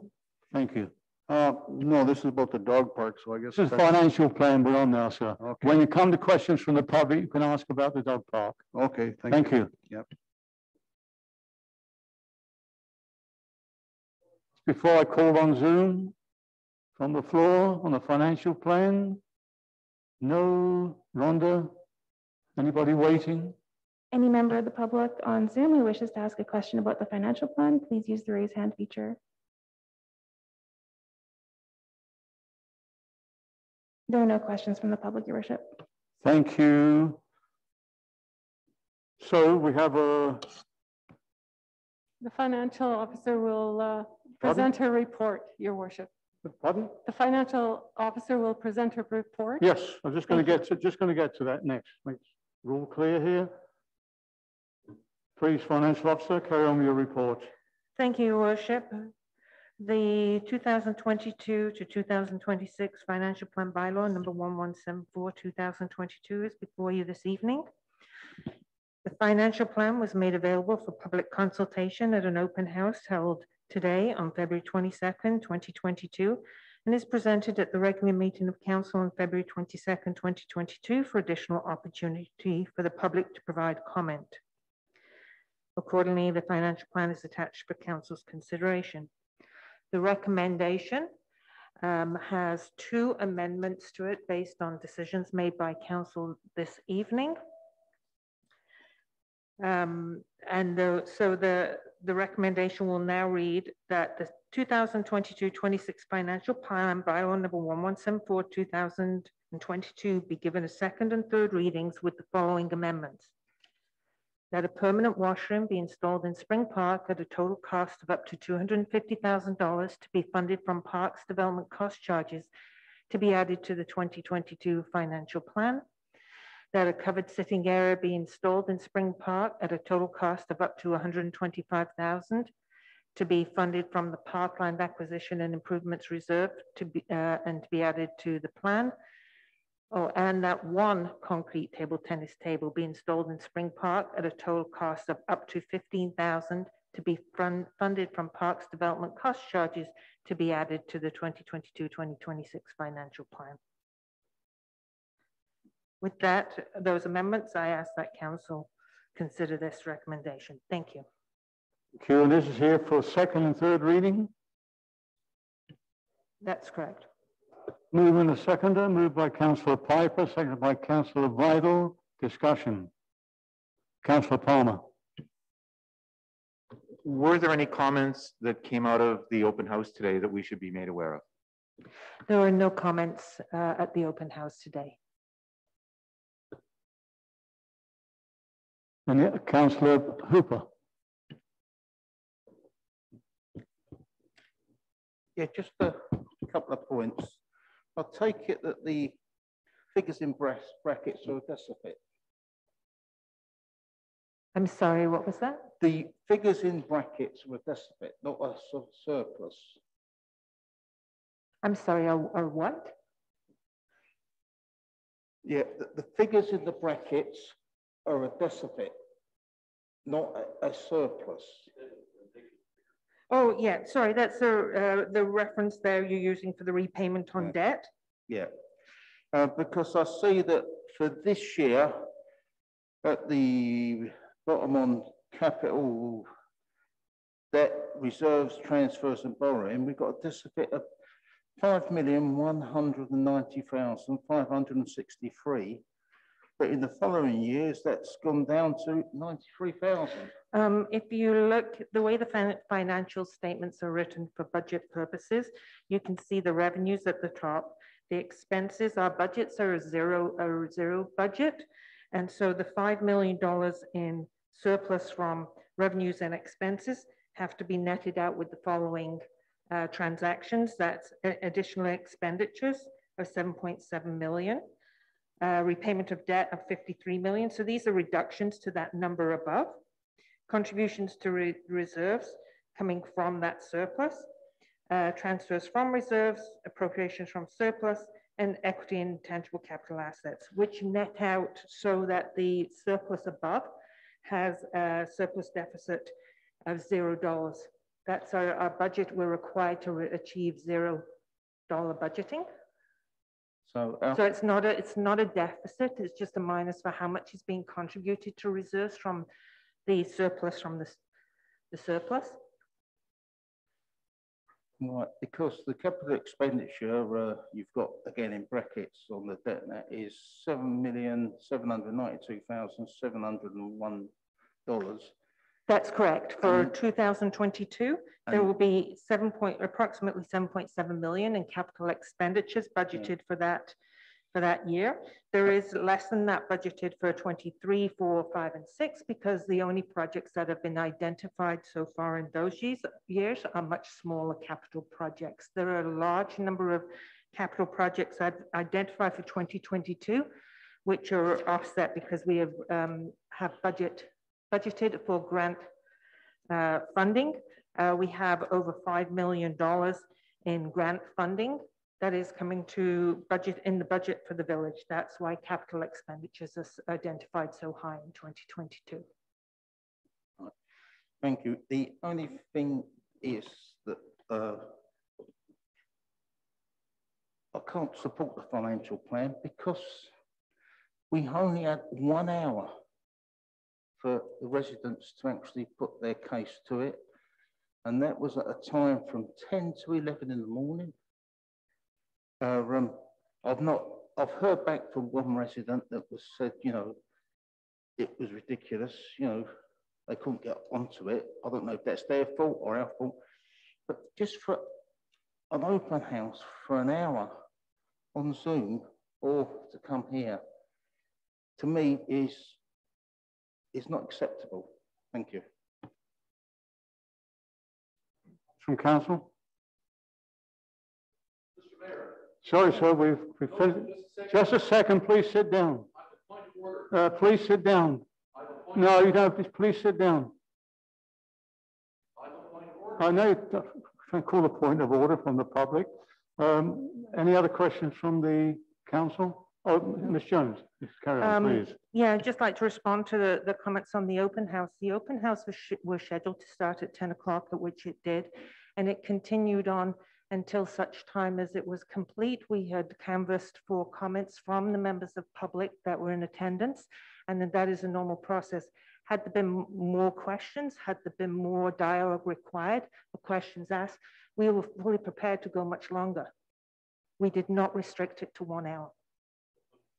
Oh, because I tried to get on there at 11:14, and it just kept, with the donut, it going round and round and round.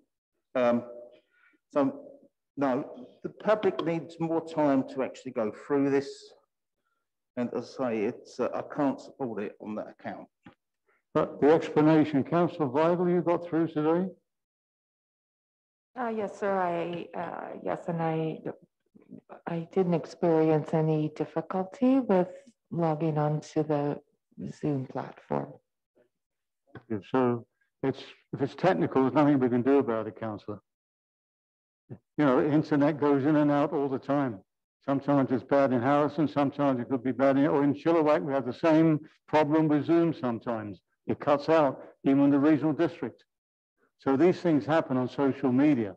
But what the financial officer is trying to say to you is the time was there for people to call in, go Zoom, or come here. So they're there to answer questions. They weren't running away anywhere. So, you know, our budget process, as you know, you've been on now for 3 years. If you get 10 people at the financial planning, you're really doing well in Harrison. And to me, that's the most important meeting of the year is the financial plan. And it's always the worst attended, whether it was Zoom or before Zoom. Even when we had the open houses before the pandemic, which we can't do now, with all the boards up for people to look at, because you can't touch things now. It's got 10 people. That was a good year. And that's been the same for all the years I've been on council. Financial plans, people don't seem to take much heed to these.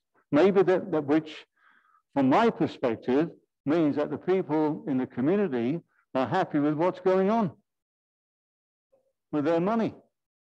But anyway, the finance, excuse me, sit down, sir. We've had questions from there. I'm dealing with the financial officer now. Excuse me, sir, sit down. Please sit down.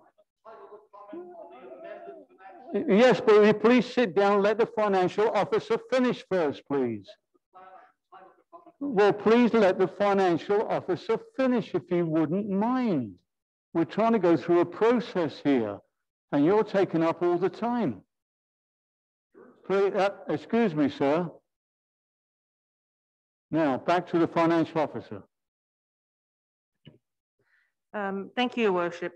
I just did want to also identify that today was not the only time that the financial plan has been available. It was available through the Committee of the Whole for the public to hear, and it's been in prior council meetings, and it was available this evening as well for anybody. So there's been many opportunities as required by legislation, and we've met the requirements by legislation to go through this financial plan process. Thank you, ma'am. Now, Mr. Allen, you want to come up and make a comment? Thank you, Mr. Mayor. The public is entitled to comment on the financial plan which the council is actually adopting.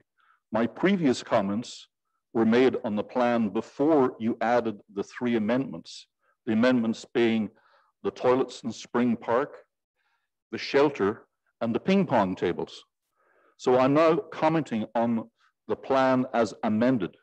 Fine. Thank you. I'd allow the financial officer to finish her The Park purpose, first, thank you. The purpose of having a park reserve fund is and always has been primarily to acquire sufficient parkland to meet the needs of the community.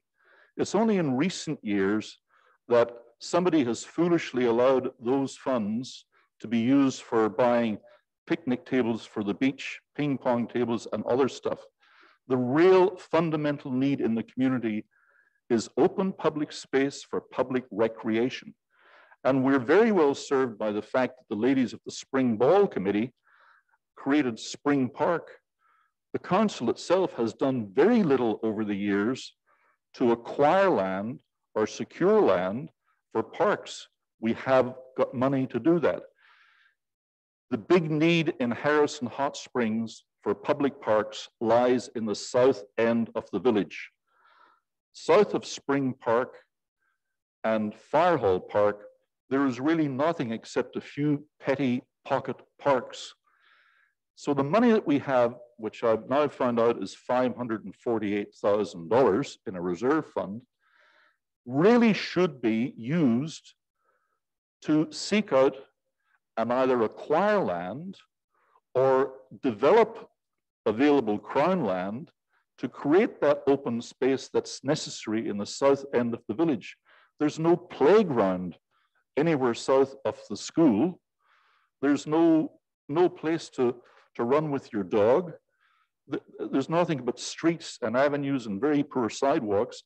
And what we really need to do is to focus on the official community plan and a parks master plan, which I think will echo the priority laid out in our current OCP that says what Harrison needs most in terms of parks is some publicly owned open space, parkland, in the south part of Harrison Village. And I would urge you, rather than spend the money on trivialities. I've played ping pong for 60 years, a lot of it here. It's a winter game. We don't need it in the park. If you're going to do it anywhere, put it out on the beach, put it in front of the hall. You have 2 tables that aren't being used. Take those and put them out there and save $25,000. But please, please do not fritter away the money that we need to create a park in the south end of the village. You cannot continue to ignore the needs of the South Harrison residents. Thank you. Thank you, Mr. Allen. As I repeated earlier on, and I will not repeat it again. No, I know you said please don't, but I will not repeat it again. So the majority of the OCP, as requested by the public, has been carried out in the village. In regards to your comments about the picnic tables on the beach, I will confirm with the financial officer. Did that not come out of beach reserves? Yes, Your Worship. Thank you. It did not come out from the parkland reserve, it came out of beach reserves, Mr. Allen, for those picnic tables.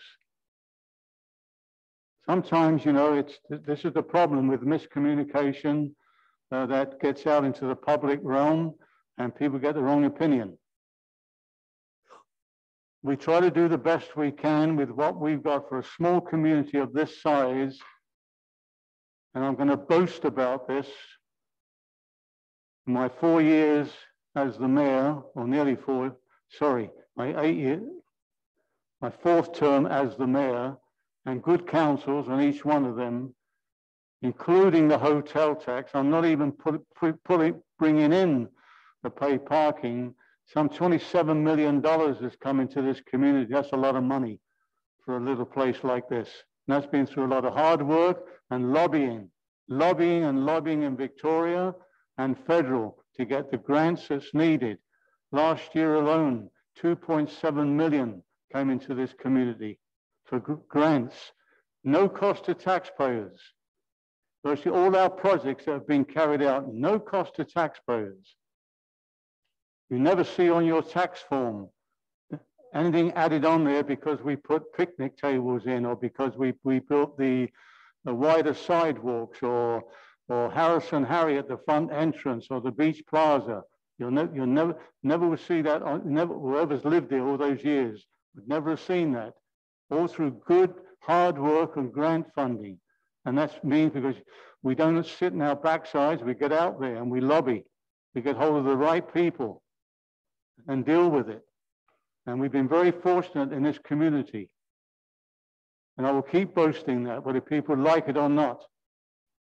It's hard work. And I'm proud of it. I've worked extremely hard and councils for many years in this community. I've lost a wife and a grandchild through this over the years, but I still had the village at the front always. So don't tell me about OCPs and what we've left out. Where are we? Call the question, Your Worship. Call the question on the first, second and third readings. All in favor? Opposed? Opposed, Councillor Hooper. Motion passes. Next order of business, please. Yes, we'll move on to the next report from the Community Services Manager. This is regarding waste collection and disposal and bylaw, notice enforcement amendment bylaws. Michelle? Thank you, Your Worship. On September 7th, 2021, Council directed staff to begin the process to join the Recycle BC network of collectors. We now have received a formal invitation from Recycle BC to enter into an agreement. Therefore, it's necessary to update the waste and collection bylaw because Recycle BC does not allow flexible plastics to be included in the curbside collection recycling stream. The updates to the bylaw also include updates to several definitions. Residents will be provided with educational material regarding the upcoming changes to the recycling program and to advise them that flexible plastics are acceptable at Recycle BC depots, and staff is strategizing with Recycle BC on communication rollout. It's necessary to update the bylaw notice enforcement bylaw also to incorporate the new provisions. Accordingly, waste collection disposal amendment bylaw number 1176/2022 and bylaw notice enforcement amendment bylaw number 1177/2022 are attached for council's consideration. The recommendation is that waste collection and disposal amendment bylaw number 1176/2022 be given first, second, and third readings, and that bylaw notice enforcement amendment bylaw number 1177/2022 be given first, second, and third readings. Thank you. Michelle, Deb, do you want two? Just one? One is sufficient. One for the both? One for the both? Okay. Moved by Councillor Piper, second by Councillor Palmer. Discussion.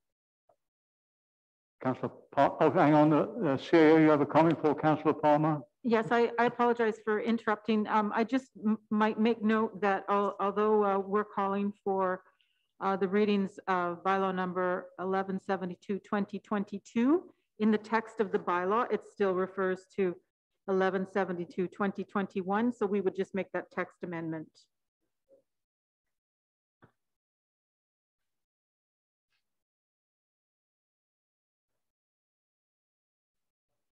Palmer?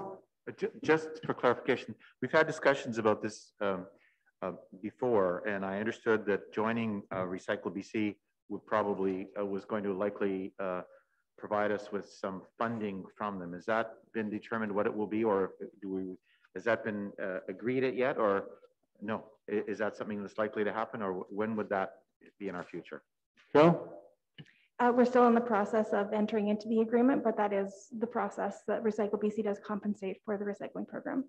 Okay. Thank you. Councillor Bible. Thank you, Your Worship, through you to Michelle. I've had some recent inquiries on when we would be looking at implementation of the new program. I think, indication it was probably January 1st, but is the delay for supply issues with the containers, or just if I get any more inquiries, I'll be able to let residents know what the delay is. Thank you. Yes, due to supply chain issues, there has been a delay in acquiring the recycling bins. I've reached out again for additional quotes today, so hopefully we'll be able to roll that out by April. but that is the delay. But as of December 31st, blue bags were no longer acceptable according to the bylaw for recycled containers, but any container clearly marked at recycling is acceptable. One of the reasons why blue bags are not accepted is because it's damaging the sorting facility equipment. On the other hand, we're also not looking at this too closely until we get the recycling bins rolled out and available to residents. Great, thanks for the update. Cheryl, just as we have a good audience tonight, we just like briefly explain what's coming to them eventually, the glass containers and whatever else. So right now we have rolled out and provided organics containers with the metal latch bar that allows for semi-automated lifting from our collection trucks. The same bins are hoping to be acquired from the same supplier with the semi-automated lift. So we'll go from manual collection right now that we have for the recycling to a semi-automated, which will be much appreciated by the collector and much more efficient for the village. So those bins, and then we're going to start separating out glass from the mixed recycling stream, and separate containers will be provided for that as well. Thank you. Any other questions from Councillor Palmer? You have your light on? No? Good. Councillor Hooper? Yeah, just one question on the bylaw. You've got here any waste of any kind whatsoever to leak, spill, blow, drop from any vehicle or container onto the street within the village. Does this apply to the garbage collection vehicle? Oh. Yes, it does apply to the garbage collection vehicle, and we do have it in our agreement with them that they are to clean it up within 24 hours of notice. Otherwise, they can be fined. Thank you. Any other questions from council on this one? No, we've had a move and a seconder. We had a move and a seconder, yes. Call the question, all in favor? Opposed, anybody? No. All in favor, motion passes. Next order of business, please. Thank you, Your Worship. Our last report is also from the Community Services Manager, and this is regarding single-use plastic items, bylaw number 1178/2022. Cheryl? Thank you again, Your Worship. This report is for the consideration of a draft bylaw to prohibit commercial distribution of single-use plastics. This started back in June 17, 2019 at the regular council meeting, where staff was directed to research options to draft a bylaw. We presented a draft bylaw to reduce single plastic waste by prohibiting the commercial distribution of shopping bags, straws, cutlery, plates, and stir sticks. That was brought before council on January 20th, 2020, and received first, second, and third readings. However, a lot happened since then, and on July 26, 2021, the province released Ministerial Order number M309, which amends the spheres of concurrent jurisdiction, environmental and wildlife regulation, which provides municipalities with the authority to regulate, prohibit, and impose requirements in relation to the protection of the natural environment by bylaw. In January 2022, the ministry then released a local government guide for bylaws regulating single-use plastics. There was a number of differences between the original bylaw and the one that was the one that's before you tonight, based on this guide and the new ministerial order. So staff has now prepared a new bylaw in accordance with the new regulation that restricts businesses from distributing checkout bags other than recycled paper bags or used bags, polystyrene foam serviceware containers, plastic utensils, and plastic drinking straws. The implementation would be effective January 1st, 2023, with an introductory period from January 1st to December 31st of 2023. The recommendation is that first, second, and third readings of bylaw number 1151/2020 be rescinded, and that single-use plastics ban bylaw number 1178/2022 be given first, second, and third readings. Thank you. We have a recommendation moved by Councillor Piper, seconded by Councillor Vidal. Discussion. Anybody want to discuss this? Councillor Hooper. Yes, I don't know if staff are aware that some of the larger outlets now, such as Save On Food, all their plastic bags are recyclable. Is that been taken into account? This only would address local businesses, and the intent was to limit the distribution of single-use plastics, and that would include all shopping bags. So just another question. So if the local businesses had recycled plastic bags, that would be acceptable? The only instance where that would be acceptable is if they were previously used plastic bags that were brought back for an additional use. Thank you. Any further questions from council on this? No, I'll call the question. All in favor? All in favor? Motion passes. Thank you. Next order of business, please. Yes, your worship. We'll move on to number 14, no business. Is there any new business? No new business. Thank you. Thank you. We'll move on to number 15, questions from the public pertaining to agenda items only. Your worship, if you would like to address the attendees on Zoom. Zoom, please, from the. Any member of the public? Anybody wishes to, oh, let you do it. Wishes to ask a question regarding agenda items only, please use the raise hand feature. There are no questions from the public, your worship. Any questions from the floor? Please come forward to the microphone. Thank you.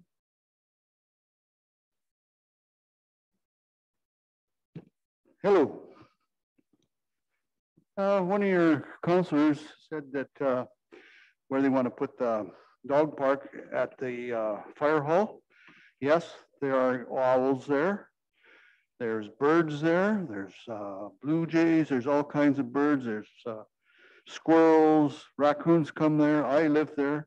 I live on Balsam Avenue, me, my family, and we've been here 45 years. I was the first one on that street, me and John and Kelly at the end.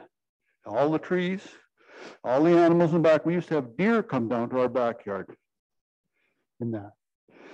And years ago, they put the fire hall in there. They said that they were going to eventually have space there to put in an ambulance service. So that's what I was told 45 years ago. So he said there's no other dog park places over against the mountain where all these new apartments and that are. There's trails over there, all kinds of room against that East Bear Mountain. You can go out there and walk your dogs, make dog parks all you want. The best place is down by, excuse me, down by the boat launch. It's already fenced. They got the tables, washrooms there. The reason everybody don't want it there is this one guy wants to put in a big high-rise apartment and stuff, and he wants to have float planes come in. Thinks he's going to get rid of all the boats there. Planes can land down by the hotel. You're not putting boat planes, float planes coming in by the boat launches. And that's what this is all about. They don't want a dog park there because he wants to put his apartments and high-rise up. You know that. But ever since I've lived here, everybody that's come out here from the city love the green trees, nice parks. We're getting less and less trees around here. Over there where all these new high rises and apartments and condos are, that used to be a campsite. People can't come and park their trailers here, there's no place.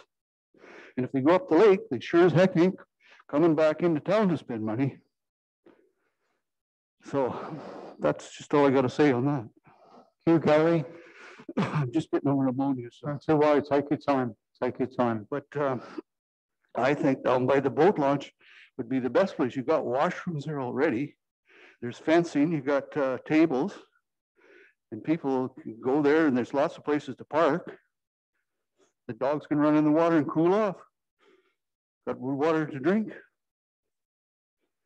And I don't think they're gonna, environmentalists gonna let you cut trees down behind the fire hall. We've got less trees in this village since I've been here. Let's try and keep some of them. You know, that's about all I got to say. You, Gary. You guys been doing a good job. Thanks. I know it's hard. Thank you very much. Yep. Just a comment so Gary can have a laugh with me. Where you and I live, Gary, that was a forest when I came here. Trees came down. Yes, ma'am. Okay, I'm Judy Duffus. I'm from 219 Balsam Avenue. I am a new resident here. So there were some things that I was not aware of. I filled in the survey on the dog park. I was not aware that the council felt that the results of the survey somehow was binding on them. If that is the case from future surveys, I'm sorry, I have asthma and I find it very difficult. Just take your time, ma'am. With this mask on. If this is the case in future, the surveys need to be made clear that this is binding on the council in some way. It needs to be sure that only residents are answering the questions and that the residents should be able to identify and that only one resident from each house should answer. My understanding, I know my husband and I both filled in the survey. We're from the same house. How many do you want from our house? Can we get our children?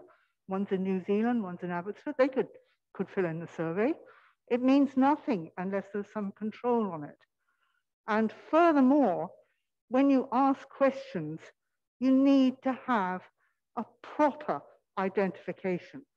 Just to send out a report on the 16th of February, which showed the whole of Fireman's Hall Park as the dog run, that caused uproar.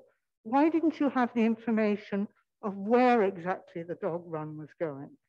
That would have solved a lot of problems. Communication seems to be a problem. I urge you to consider use of these surveys. If they are going to be binding, then they need controls on them and they need to be properly detailed. Thank you.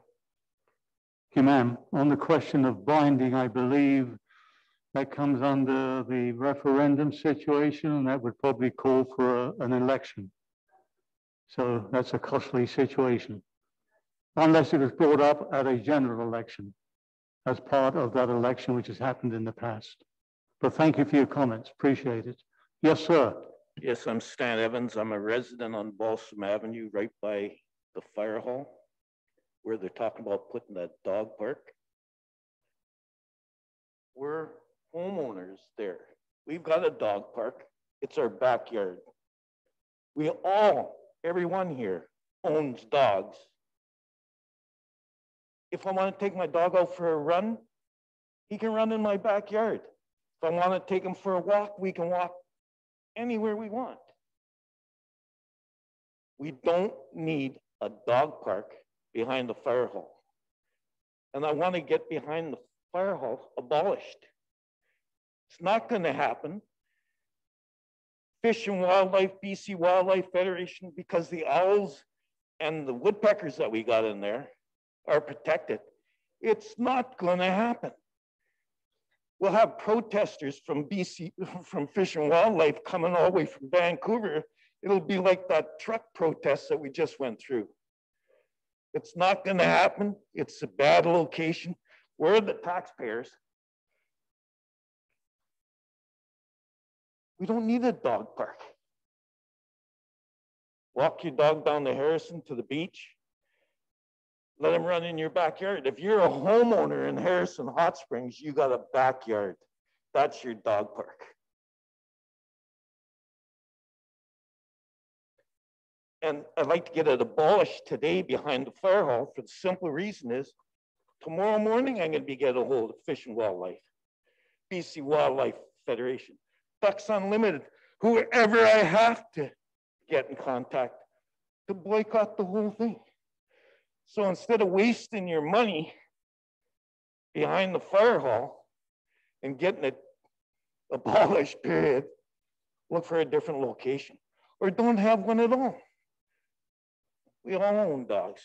We don't need a dog park. My backyard's fenced. He wants to catch a Frisbee, he can go out in the backyard with me and catch a Frisbee. That's all I got to say. Thank you for your comments, sir. As we have brought up earlier in the meeting, that this has gone back to the staff to look at another location. So I'm not sure where you're coming from there. Thank you. Yes, sir.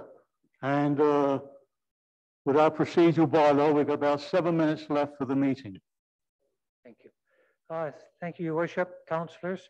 I'm Doug Hart on Balsam Avenue, along with the entourage here. Could you please clarify for me, is the Fire Hall Park permanently off the selection and it's gone to Woods Park? Or is it gone to Woods Park, but it's still maybe Fire Hall Park? Locations there, actually.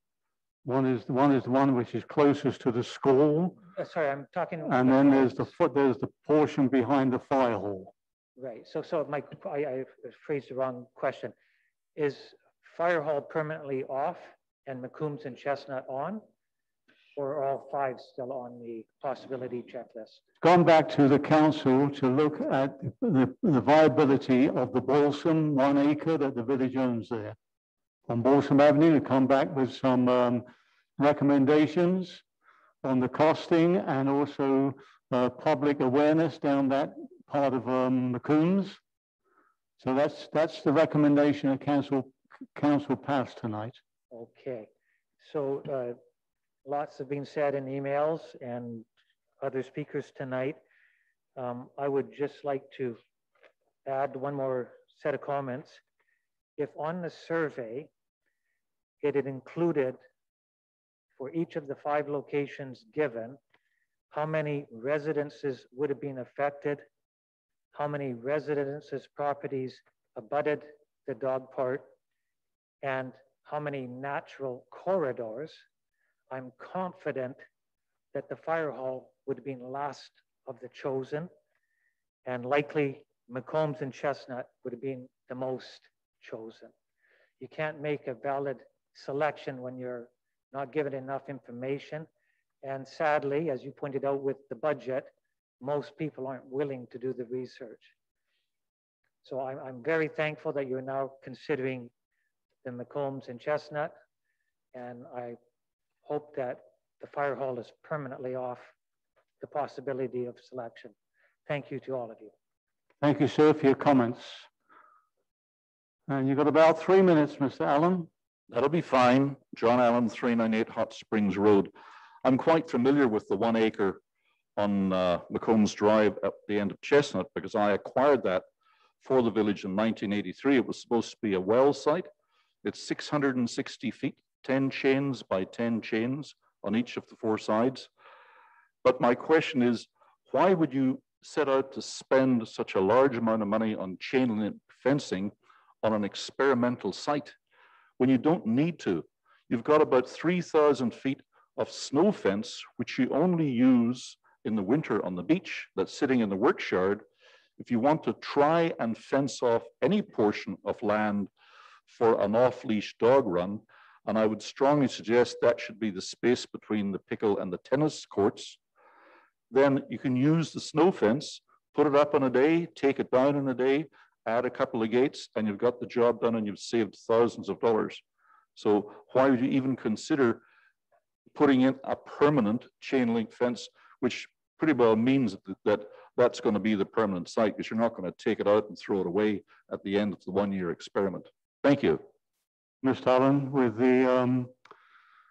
the snow fencing, it's very, very light, very flexible. A German Shepherd or one of these other big dogs would go right through that in 2 seconds. Yes, they certainly would, sir. Yes, they would. Yes, ma'am. Last question, please. Hi, thank you. My name is Kim Verrigan. I live on 216 Balsam Avenue. Yeah, so what I'm concerned about is the ecological impact, regardless of where you put the dog park. And so what I'm rethinking, sorry, I'm super nervous. Like if we could rethink the idea of what we want in the sense of, if I'm a dog owner, I just want a place for my dog to run. And I don't need a park, you know, so I walk the trails and I let her off leash in the trails, just like almost every other dog owner here does. So what I'm proposing is, because it would be nice to develop a couple more trails along the east sector, to maybe create a trail that's specifically for off-leash dogs. And it would be at your own discretion and at your own risk. So people are actually getting out into the forest, they're walking their dogs, everybody's getting exercise, and there's gonna be very little ecological impact because you're just creating a trail and you're promoting health. So yeah, I think that's, and again, to go with the money, it's very low cost, because even if we decide that the risk is having dogs off leash on the trail, we still have a beautiful trail for people to walk along. So thank you. Thank you very much for your comments. And we'd just like to say that the East Sector Trails and the Spirit Trail is under the Fraser Valley Regional District, and their bylaws do not allow dogs to run freely at the moment. So there's that's a no-no at the moment, but that's up to the regional district. But not to say they wouldn't change it one day and have more trails. They're the ones that came to us 2012 and said, what can we do for you? And I said to them, that piece of land there, we want to protect it and keep it for the village. It's the largest piece of forest land in the Lower Main, in the Fraser Valley as such. And it's one of the 9 regional parks that the regional district look after besides their trails. It was a great thing for us to do that because they maintain them. They put in the washrooms, the picnic area, the bridges, and cleaned up the trails. And it's, like I said earlier on, it's well used by the amount of vehicles. The first year they opened, and that was from June to December, with 6,000 people. They have a monitor that tells them how many people go through. 6,000 people used it in that short space, the first year that it was open. So it was a great asset for the village. And those comments are very good. And I'll bring those up because I sit on the board of the regional district. I'll bring those up and mention that to them. Excuse me, Your Worship. Yeah, but it's 10 o'clock, sir. It's 10 o'clock. So is it quick? Yes. Stand quick. Your Worship. Yeah. We require a motion of council to continue. Yeah. Okay. I'll give it another minute. Okay. I come from Surrey. We got dog parks all over in Surrey.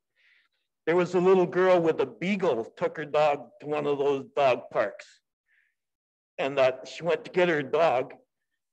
A bigger dog kicked the crap out of the beagle, shoot the hell out of the girl, and that we walked from Balsam to the lake every other day, and the people that are walking their dogs there can't control their dogs on leash. When you're walking down the sidewalk, they're jumping on you, and you expect them to look after their dog in a dog park?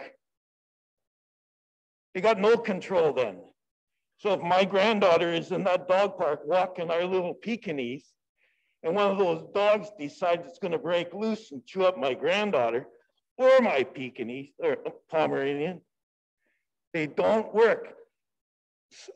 People in Surrey are getting the fight in the bylaw for those dog parks all the time. People get hurt. You can't control your dog on a leash. How are you going to control it off leash? They can't even control the dogs that are crapping in my front yard when they walk down Balsam Avenue. How are you going to have somebody policing the dog park, making sure that Tom, Dick, and Harry's picking up the crap? Okay, so we get your comment. We get your comments. Thanks very much. That's the end of this evening's meeting. I'll call the motion to adjourn. Councillor Palmer, Councillor Piper, all in favour? Thank you. Thank everybody for coming out this evening. Thank you, staff.